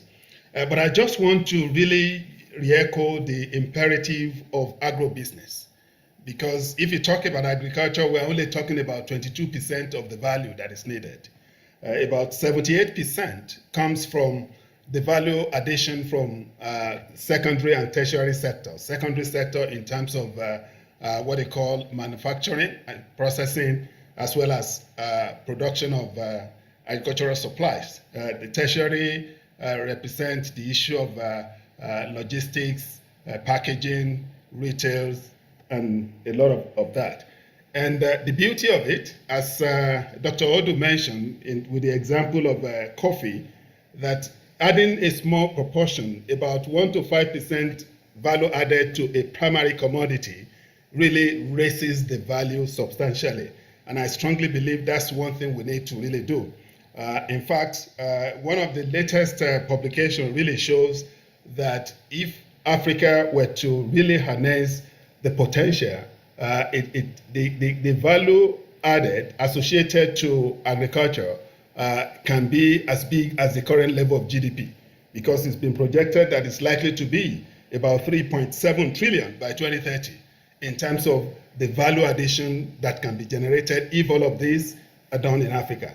And one of the things that we always think about is that once you be an exporter of primary commodities, you are indirectly exporting the job creation opportunity to it. Because if you look at what Mauritius has succeeded in doing, starting from just sugarcane production in the 90s, in the 1970s, and then moved into what you call refined sugar, beverages, and energy products from sugarcane. As we speak today, Mauritius is one of the very few countries that export processed sugar to Europe. And these are the kind of things that we need to really do. And the kind of value addition that we need to do will require high level of productivity, because we have seen some of the examples in Ghana, for instance, where the issue of value add is what they are putting into cocoa production, that they're not only exporting cocoa, but producing what they call quality chocolate. But we then realize that because of low productivity of cocoa, they can only meet 60% of the total input for the capacity utilization of the companies put in place. And we need to really make sure that while we are trying to do agro-processing, we need to really enhance and scale up the productivity of the agricultural sector. And colleagues that have spoken have really mentioned what we need to do in order to make this one really happen. So I strongly believe that for us to really get this one in the right perspective, it will be good for us to really make sure that we follow the examples of most other countries that are really trailblazing when it comes to value-add agriculture. Today, as we speak of Argentina, Brazil, Costa Rica, they're among the trailblazer when it comes to value-added agriculture. And what they did is just to make sure that agriculture is not only just a sectoral issue, but it's a critical component of their development agenda, to the extent that they use it as a way of even driving rural development agenda. So this is something that is very important, and we need to see how we take this. And particularly, it will be good for us to really see in Africa, how can we change the lifestyle of a farmer? Because they see agriculture as a lifestyle, whereas it's supposed to be a business enterprise. So this is critical in terms of changing the current situation. One of the things is that we have series of examples, like I said, pocket of examples that are going well. Ethiopia is doing exceedingly well in terms of irrigation, which provides opportunity for all-year farming and harvesting, as is the case in countries like Argentina and Brazil. So we strongly believe this will be a major opportunity, and the role Morocco is playing too in terms of contract farming, the issue of aggregator, grouping farmers together, linking them to specialized farms that are well established in terms of promoting value-added agriculture, which has led to appreciable export in Morocco. I think this is one of the examples we have on the continent. The beauty of it is that if you go to the 5 regions of Africa, you can see 2 to 3 countries that are trailblazer in terms of transformation in the agricultural sector. But we need to bring these ideas together so that all other African countries can learn from it and then be able to really use this as the driver of transformation of the agricultural sector, so that we can use it to be more or less the instrument of economic diversification, especially for most low-income countries, and also an instrument of agricultural-led industrialization, as has been put in place by Ethiopia too, which is really generating a lot of export in that particular perspective. So I strongly believe that having all colleagues, the panelists on board, to support the initiative on the continent will be something that will help us to really transform the process. And the beauty of it is that you have USAID, you have McKinsey, you have Brookings institutions, and you have universities, particularly University of California, as well as the University of Florida, AM. So this is something we need to do, because for us to really transform agriculture, we need a kind of partnership, alliance, and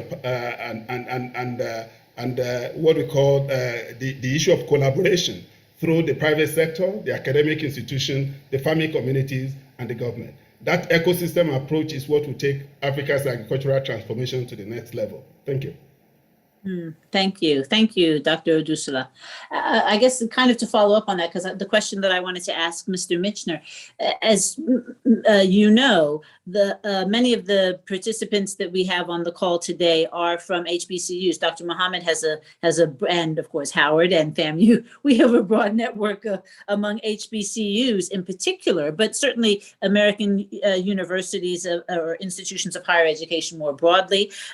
I am also, though, observing we have a number of our colleagues who are on the African continent who are tuning in as well. So it's great to have a real mix. But just speaking, I guess, specifically to maybe directly to Feed the Future and the collaboration that has had with American universities. And I know certainly several of those, or at least a number of those universities have been in our HBCUs. And that's been quite a successful, I guess, partnership, right? Government, public-private partnership, if you will, or government higher education partnership. If you could maybe speak to that a little bit, and specifically, I guess, to the role of HBCUs, because we have, a number of faculty members and others who are at HBCUs wondering what our role is, how we can maybe best assist, and what might be the kind of new opportunities for new initiatives and partnerships moving forward. Thank you. Absolutely, Dr. Johnson. Happy to answer that. In fact, we are about to announce, and I don't want to get out ahead of my administrator power on this, but we're about to announce new research agreements with two HBCUs, Delaware State University and Tuskegee. That'll be coming up in the coming weeks. We'll be launching and announcing those new partnerships. So there are always opportunities for USAID to partner with HBCUs, particularly in agricultural research. And if there are any folks on this in this event and you want to reach out to me, I'll put my email in the chat. And please send me an email if you're part of an HBCU and you'd like to collaborate with USAID. There are plenty of opportunities for partnerships. Beyond direct MOUs with our agency, we also have a network of Feed the Future innovation labs. We have about 20 innovation labs with American universities, and they also collaborate with African research institutes.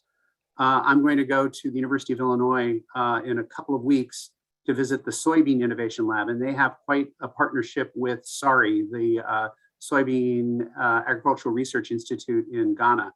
And they're not the only one. Every one of our innovation labs typically partners with international institutions in their research endeavors.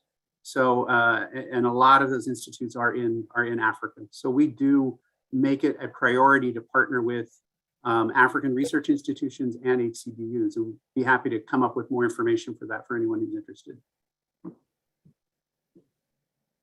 Thank you very much. I want to just follow up, I guess, with a question for Dr. Karib. Because you were talking about, you were talking broadly about, again, the role of the international community and really lending, I guess, our expertise in terms of data and I guess, specifically with regards to, soil and nutrient requirements, those kinds of things as well. But what struck me particularly with regards to yours, and this is, again, perhaps my bias, is I'm a political scientist, so I come from the social science field. But some of the questions as well in the Q&A kind of asked this as well. We're living in a time where many of the, and as people are saying, we have the technical and even the engineered know-how and capacity, right, to expand African agriculture, to do the kinds of things that we know will make African agriculture more productive, right? So my question to you is, what do you think the social sciences may have to offer? Because when you were talking about things like translating manuals and other kind of informational materials into African languages, that of course goes near and dear to my heart, because we offer 7 African languages here at Howard University, and we have over 700 students who can help you do just that.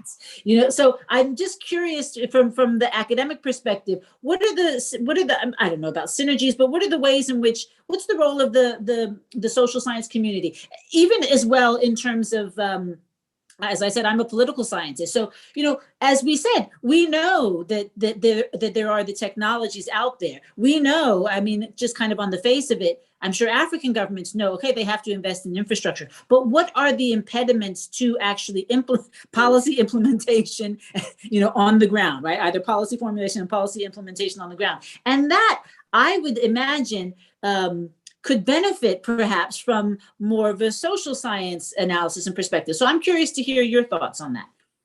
Yeah, I think that's a very good question. I think a lot of times we've been focusing on just looking at the technical aspects, and if we can just use this technology, then we might be able to solve this problem. But a lot of times this doesn't happen. I think there's a really huge need for the social science and the physical science to work together. And now, actually, if you're working with Livestock Innovation Lab or any of the USAID innovation labs, you really emphasize on having to work with the social scientists to be able to make sure that understand where people are and where people come from.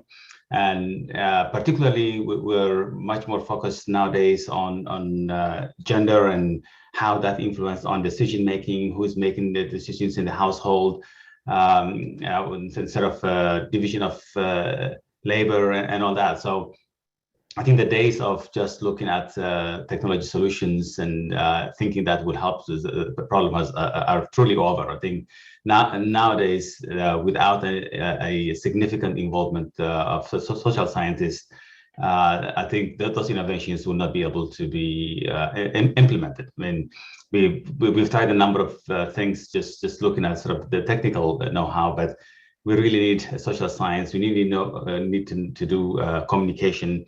We need to train people so that we can really communicate on exactly what we're trying to do. Even with this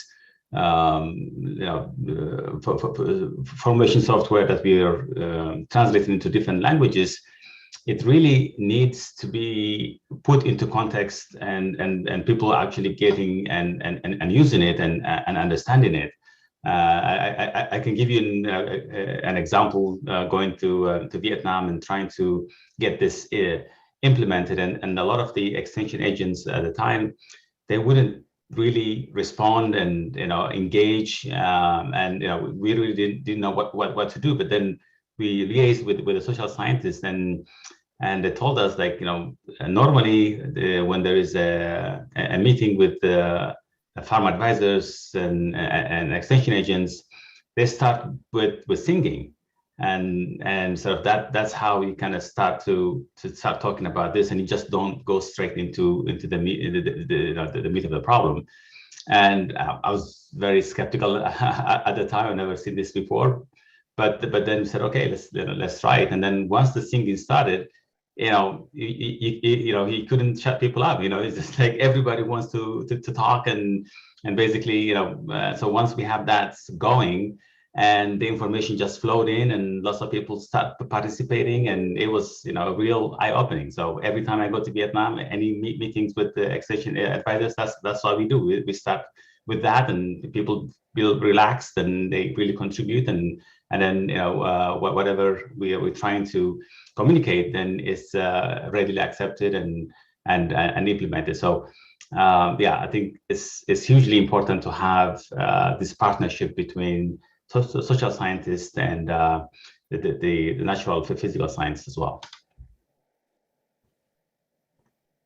Thank you very much, Dr. Kabrib. That's was such a great story, but certainly indicative of, I think, really where we are, right? I mean, we need to understand the social and behavioral and economic and political context in which we're trying to kind of implement these programs and policies. And it seems to me that that's certainly obviously one strength of universities or institutions of higher education more broadly, and something that we can certainly bring to the table. Let me just quickly turn to Ms. Uko Ombaka and ask you, your slides were really excellent, and again, I mean, I think kind of laid out where we are, and then also what are the opportunities. But what I also got from your presentation was really that others were certainly, of course, emphasizing as well, but just, understanding and recognizing what a significant multiplier the agricultural sector is, right? So that this is not simply in terms of, okay, kind of increasing GDP, right? But this has to do with its impact on poverty, on child mortality and malnutrition, on the economy more broadly. And I would argue, on women and gender. So I wonder if you could maybe speak a bit, because nobody's specifically honed in on that yet. What do we need to do? Because, and I don't even know, this is not my background at all, but even if you could give us statistics or data on what percentage of the agricultural sector in Africa is comprised of women. We certainly know, as Dr. I think Odosula mentioned, is that a majority of African farmers are smallholder, farmers, right? So this is not. So what is that percentage, and what are the initiatives, or what are the activities, or the programming that we need to perhaps think about doing that would specifically address their needs? Because again, as we're saying, it's all well and good, to say, oh, go and, till the fields at this hour. But if that conflicts with woman's responsibilities to do A, B, C, D through Z, as we all know, then, it's just not going to get done. So I'm curious if you can speak specifically to, how it is that we can, and how we should be thinking about implementing programs, kind of developing partnerships and initiatives that specifically, kind of at least take into consideration the specific circumstances of female farmers, but as Dr. Odoso said, it's not just farmers, right? It's the entire female community who are impacted by that. Thank you. Yeah, absolutely. So to your first question about what's the proportion of women that are involved in agriculture, so it depends very much on where in the value chain we're looking. If we look at production, what ends up happening is in formal agricultural jobs, there's a very low share of women. In Kenya, as I mentioned, the 350K people who are involved in formal agricultural production jobs, about 30 to 40% of them are women. But on the informal side, so all the informal jobs, I've seen numbers everywhere from 60 to 70% of that is driven by women. Higher on the retail side. So when you look in markets, who is actually selling agricultural produce, the vast majority of those are women. So you're close to the 70% range. And if you're looking at on-farm labor, I think I've seen about 60% of that being driven by women. More interestingly, though, I think is what kind of tasks are women doing when you think about production? Because that links to your second question, Krista, on how this conflicts, right? So unfortunately, what we see on many farming households across the continent, largely smallholder farmers who are doing subsistence farming, is that women are doing a lot of the hard labor.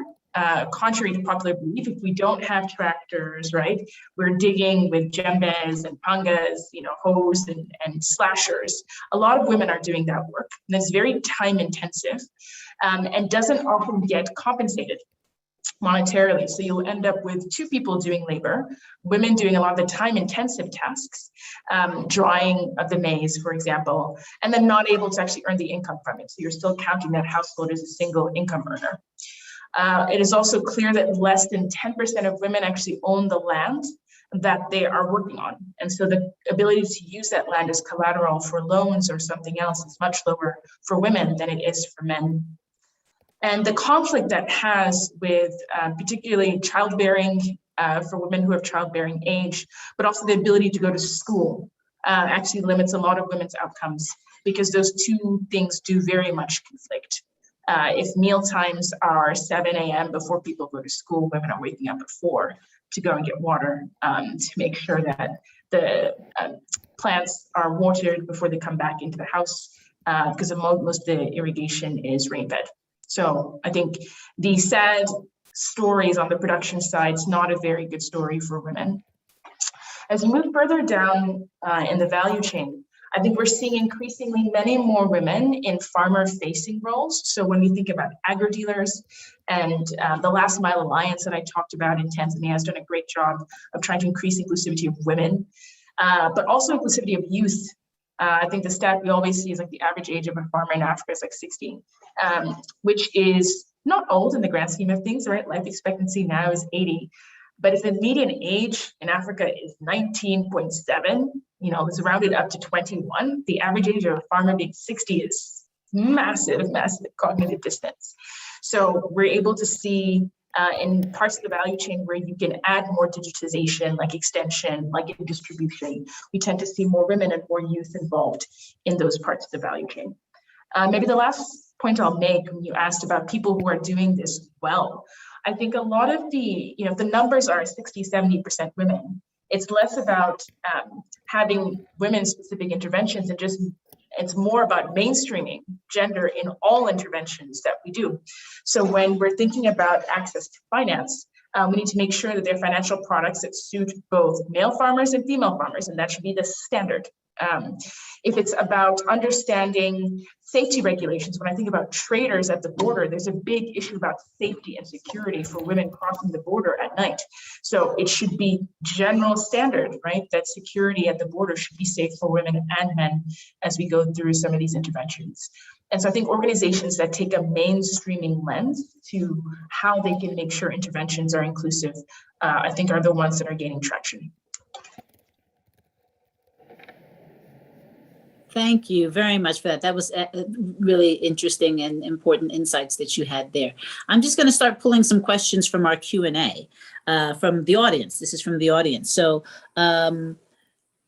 this is from Lebohang Tako, who writes and is asking a question. I'm going to direct this one, I think, to Dr. Lachaude, because it's regarding climate change. And in essence, really, he's asking what we all know is that climate change, or why is it that the countries who have benefited largely from really being the significant, most significant contributors to climate change, i.e. the industrialized West, why is it that they are not funding or agreeing to fund or putting in place, or are they putting in place, funding mechanisms or streams to support the development of African agriculture or agriculture on the African continent? Dr. Lachaude, do you want to answer that?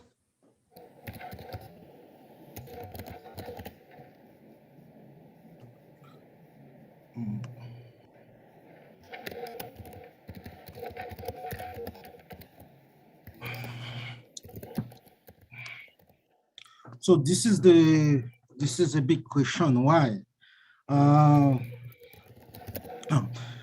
I think this is a political question, and there are a lot of people who do not believe in climate change. And one thing that we can do to make them accountable is to make sure we have proof about impacts of climate change on agricultural production and productivity.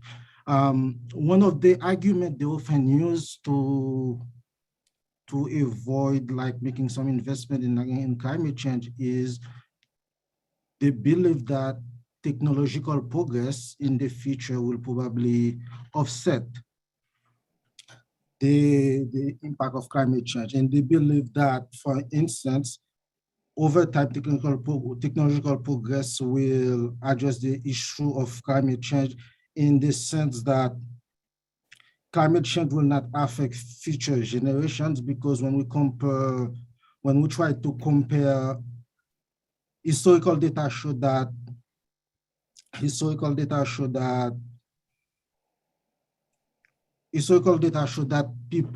we are better off compared to people in the past.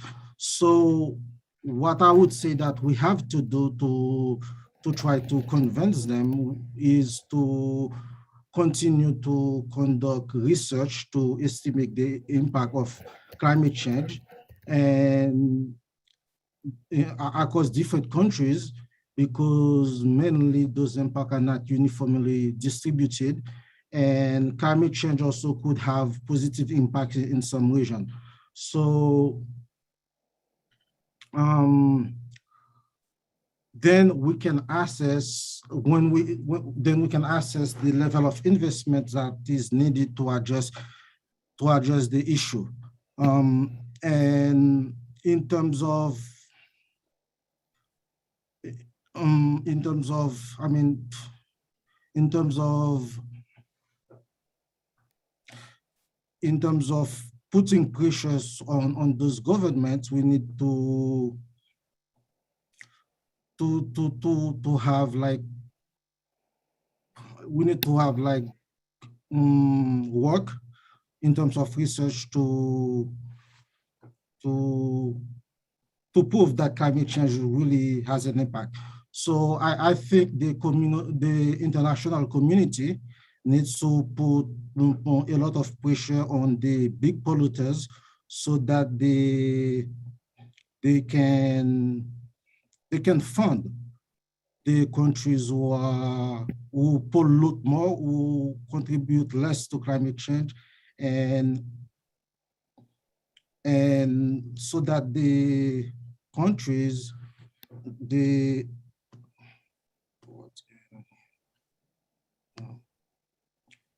can you hear me? What's going on? Yes, we can hear you. Yes, we can hear you. Okay, so what I'm saying, this discussion is difficult to address because it's political. So the best we can do is to conduct research, good research that involve technological progress, because when we estimate the impact of climate change, sometimes some studies do not take into consideration technological progress and by not taking into consideration technological progress, we probably overestimate the impact of climate change. So we need to include technological progress in those studies. We need also to include adaptation. Okay, so in the future, farmers also are going to adapt. And by including adaptation technological progress, we will make sure that we do not overestimate the impact of climate change, and then we'll need to conduct research to estimate those impacts, okay? And we need to do it across countries because those impacts are will be heterogeneous, not uniformly distributed. Once we estimate those impacts, we can calculate what the level of investment is needed to offset those impacts, and we can try to put pressure on those countries to contribute more to fight climate change. But why they don't do it, it's either they are deniers of climate change or maybe for the political reasons. So we need to keep fighting, especially countries like Africa and other countries who contribute very little in climate change. We need to keep fighting to put pressure so that they can provide their fair share in terms of climate change and also in terms of investments that are needed to fight climate change. Thank you. Thank you very much, Dr. Lachaux. Let me go to a question that's come in, a lot of questions, but let me go to a question that's come in by Abisai Shikongo from Namibia. There's several just for the panelists. You know, we've had actually, I think, several questions really from young Africans, you know, on the continent asking, right? You know, some of this is Abisai's question. Some of the reasons why emerging and young entrepreneurs don't engage in agriculture is the difficulties in accessing funding, primarily for project preparations. With that said, who or where from the panelists can one engage as a young entrepreneur, right, or asking? And several other students in particular have said, what can they do? Let me turn this or give this question to Dr. Ordu, because you're the one who maybe the most succinctly, you know, kind of highlighted the role of youth and just arguing that, of course, we all know that Africa has this youth bulge and we know that that is the future. How is it? I mean, do you have some concrete, perhaps, suggestions for us, or do you know of concrete programming that exists already to really engage the youth and get them address the image problem that, you know, African agriculture has, but more than that, to attract these young Africans here who are interested, right, but actually don't have the resources to go into the field. Thank you very, very much. That's a very pertinent question. Before I go to that, there was an earlier question you had posed about what the international community can do as well. You know, when you think of, for example, the greatest help the international community, advanced countries as a whole, can do to African agriculture, to boost African agriculture, is really to reduce protectionism on agricultural produce. Take the EU, for example, and a product like sugar. I believe when God made sugar, he put all of it in sugar cane. But what do they do in the EU? They subsidize the production of inefficient sugar beets. It takes tons and tons to get an ounce of sugar. Whereas Africa, the Caribbean countries, and elsewhere, the former Africa, Caribbean, and Pacific states, they have and grow a lot of sugar. But unless we can remove protectionism of that kind in terms of humongous subsidies on inefficient agriculture in the advanced world, the more we do that, the more we're stifling agricultural production in Africa. Now to the youths. Yes, this is the future of Africa's agriculture. And in the earlier segment of today's presentation, you heard some doom and gloom in terms of what could be and what ought to be. The point is, there are many, many things happening on the continent, as already indicated. Amandla herself, in earlier remarks, has shown us some pointers as to where the youths are making a difference. The biggest difference the youths will make and have continued to make in many parts of the continent is, of course, the technological dimension of agriculture. They are more advanced and adverse at using technology.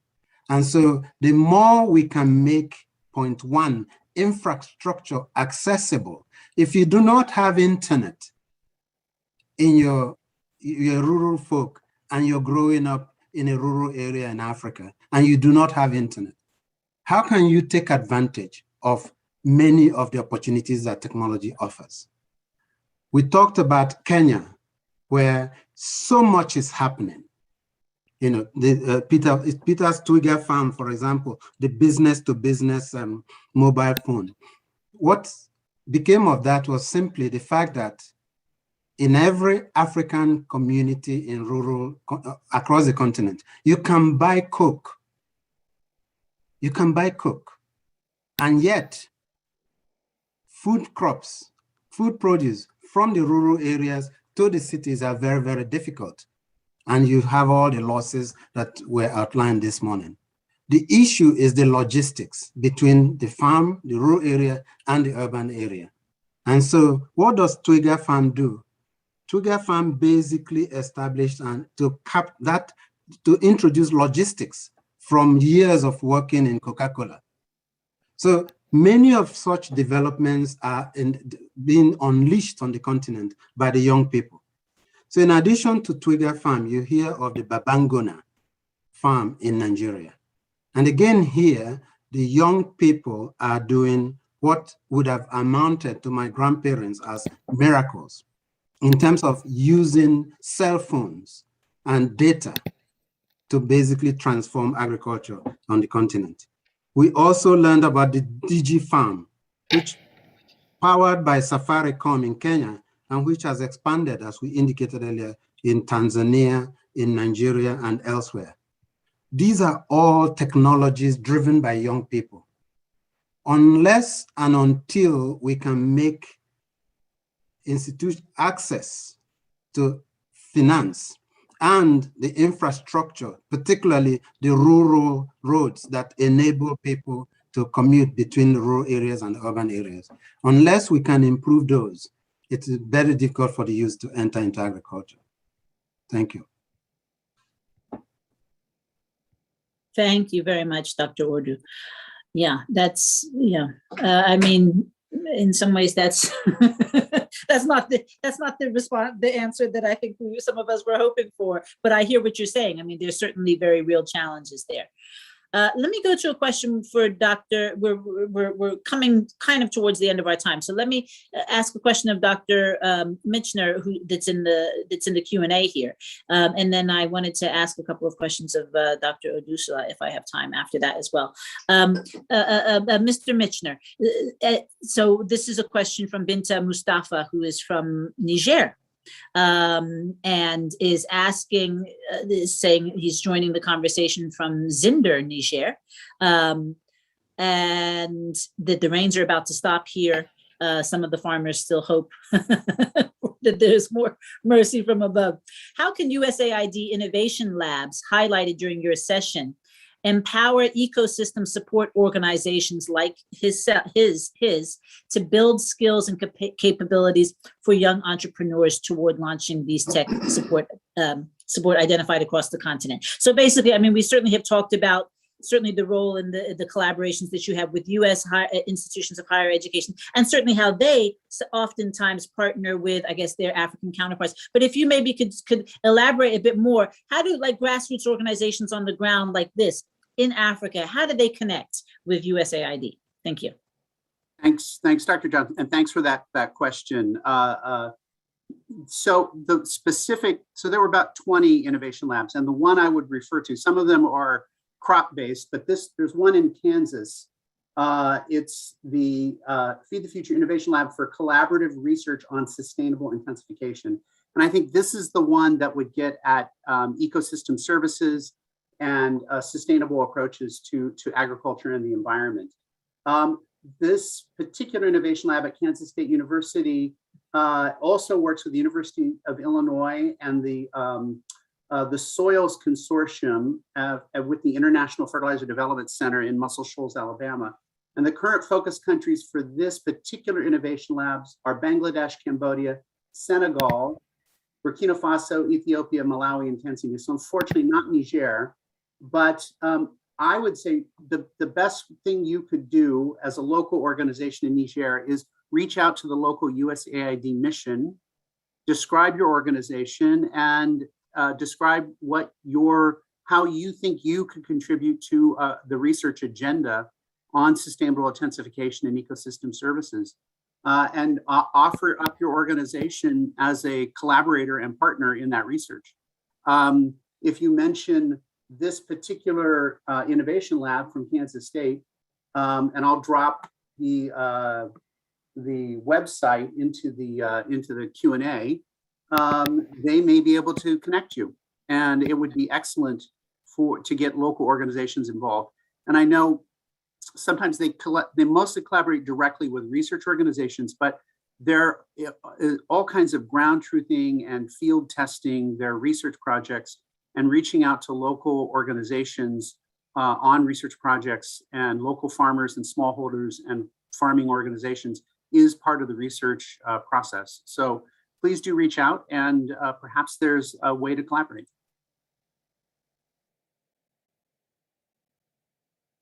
Thank you very much, Mr. Michener. Let me turn, I guess, in my last couple of minutes here, only 2 or 3 minutes, to Dr. Odusula. There's a question in the chat, which actually came in earlier, which was talking about the Green Revolution, how that's kind of, faded now, but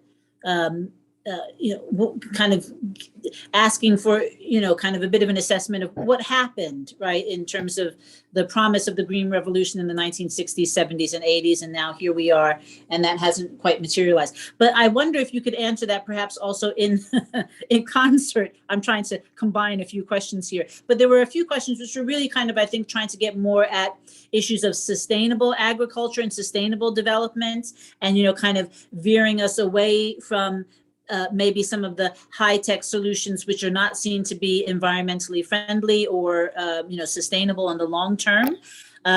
If you wouldn't mind maybe addressing some of those broader questions as well. Dr. Odusula.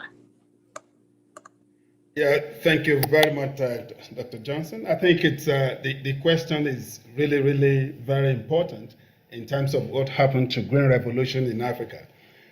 Well, the first generation of Green Revolution was actually not meant for Africa. It was something that was adapted directly from Asia, and then just exported and imposed without adaptation to the local context. And that's one of the major failures. One, it was adapted on what was the Asian staple food, which was rice. And at that stage, rice was not African staple food. And as a result of that, it was just that one. And as a result of that, one of the major challenges of the first generation of Green Revolution is the mono-product productivity enhancement initiative, where it is either for rice or for corn or for cotton or something else.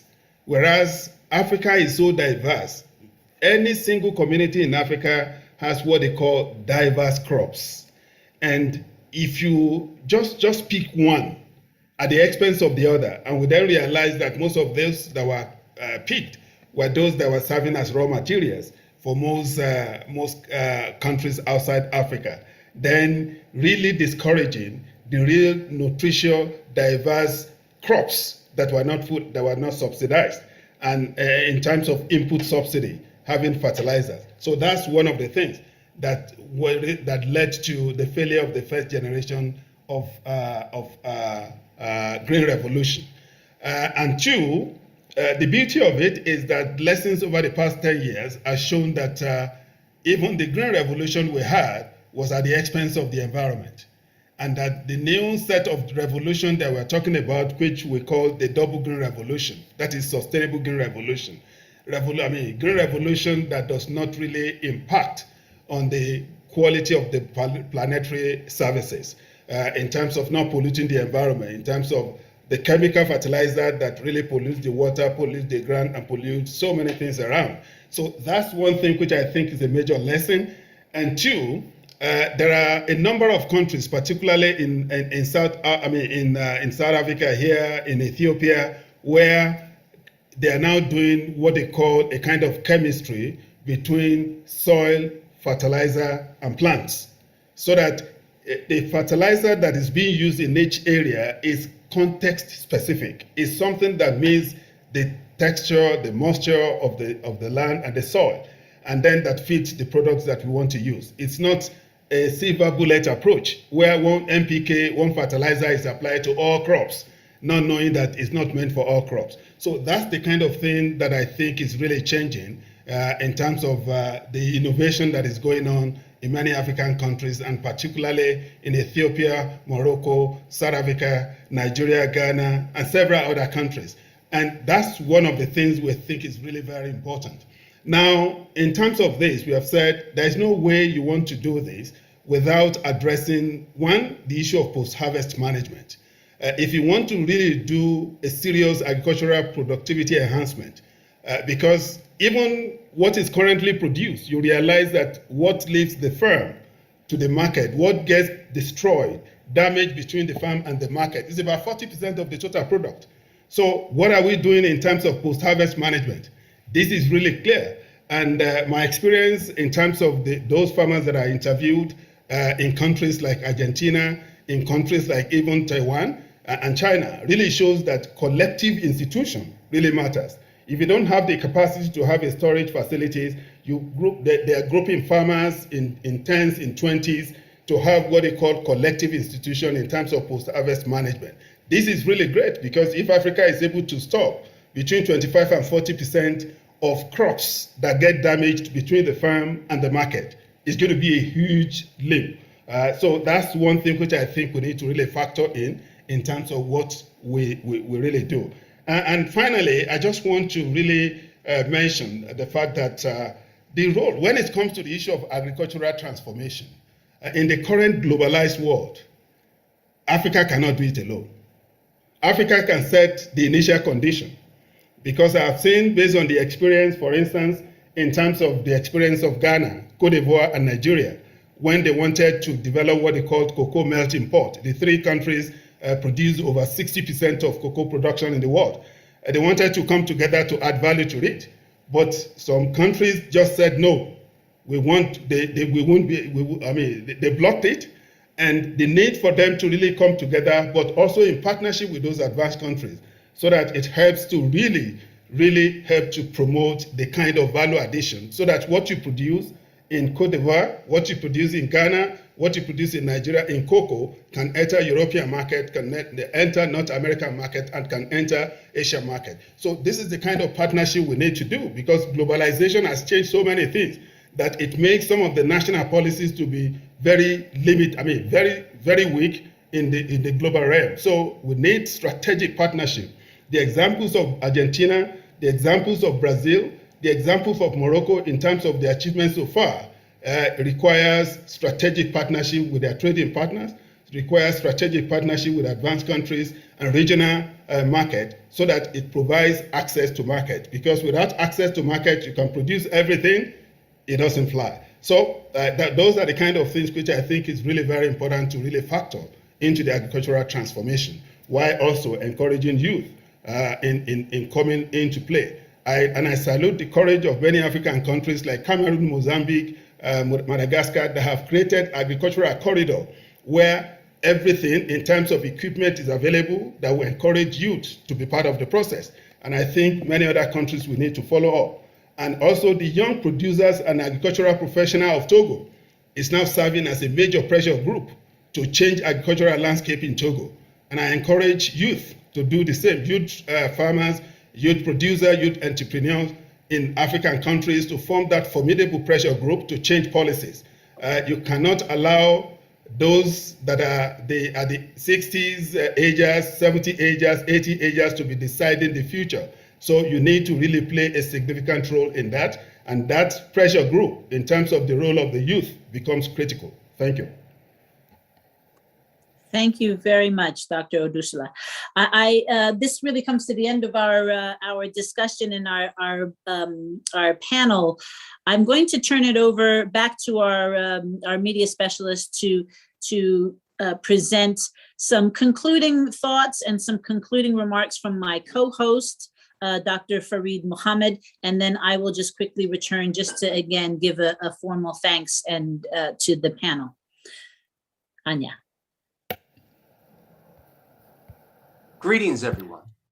On behalf of the Office of HBCU Development and International Cooperation, we extend special gratitude to Howard University, its Center for African Studies, and the African Growth Initiative of the Brookings Institute for their gracious co-sponsorship of this auspicious and unique conference.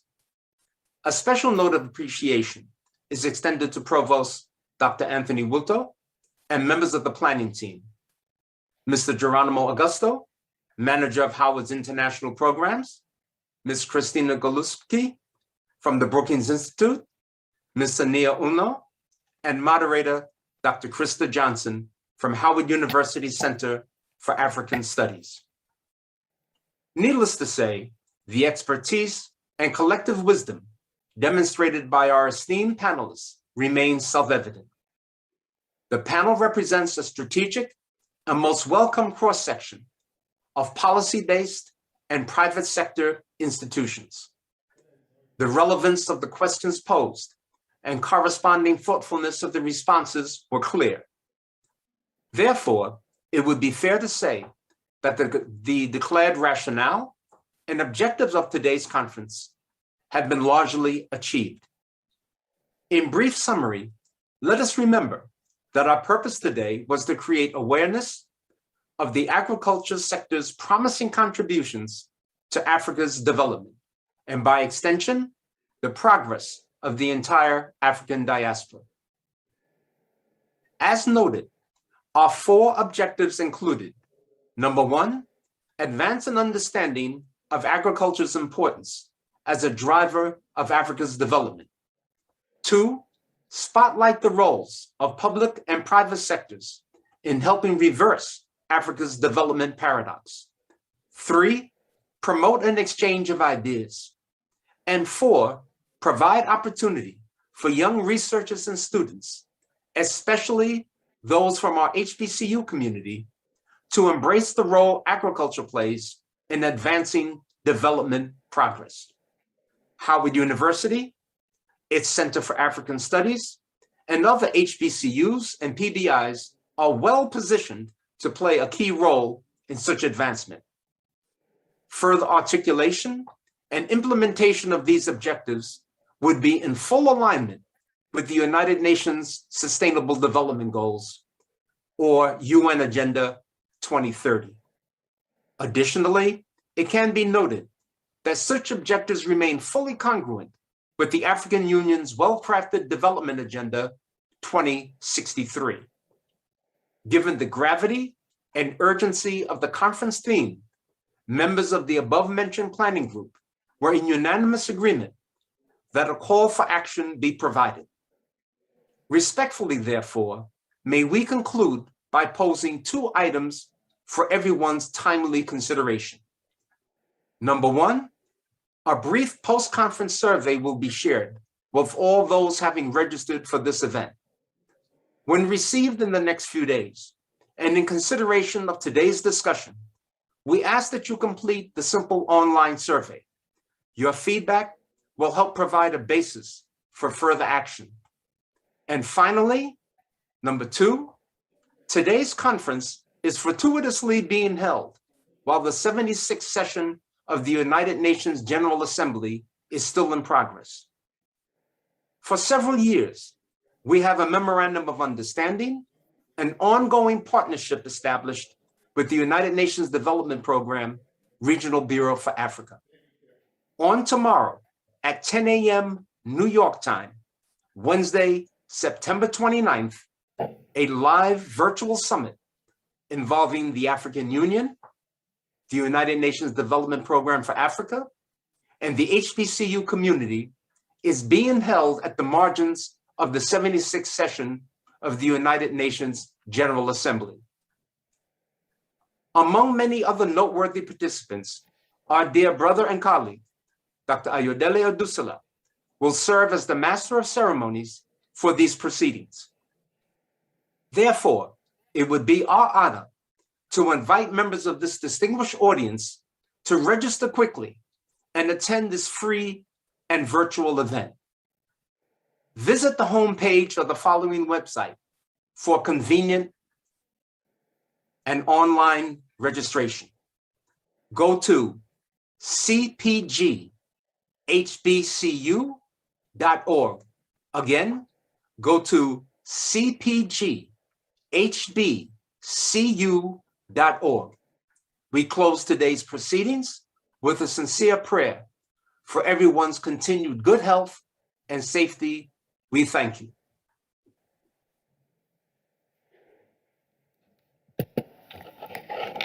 Thank you. I just want to echo Dr. Mohammed's remarks in terms of just making everyone aware that this international conference series is ongoing, and we hope that you will continue to engage with us and hopefully help us to formulate or to translate some of these ideas, some of this knowledge, tremendous amount of knowledge which was presented here today, into tangible action items that we can perhaps push forward.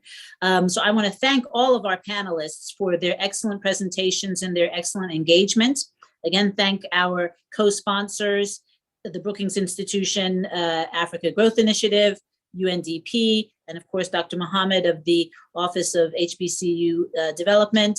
And thank all of our participants for joining us this morning, and hope to see you tomorrow and at future events. Thank you very much.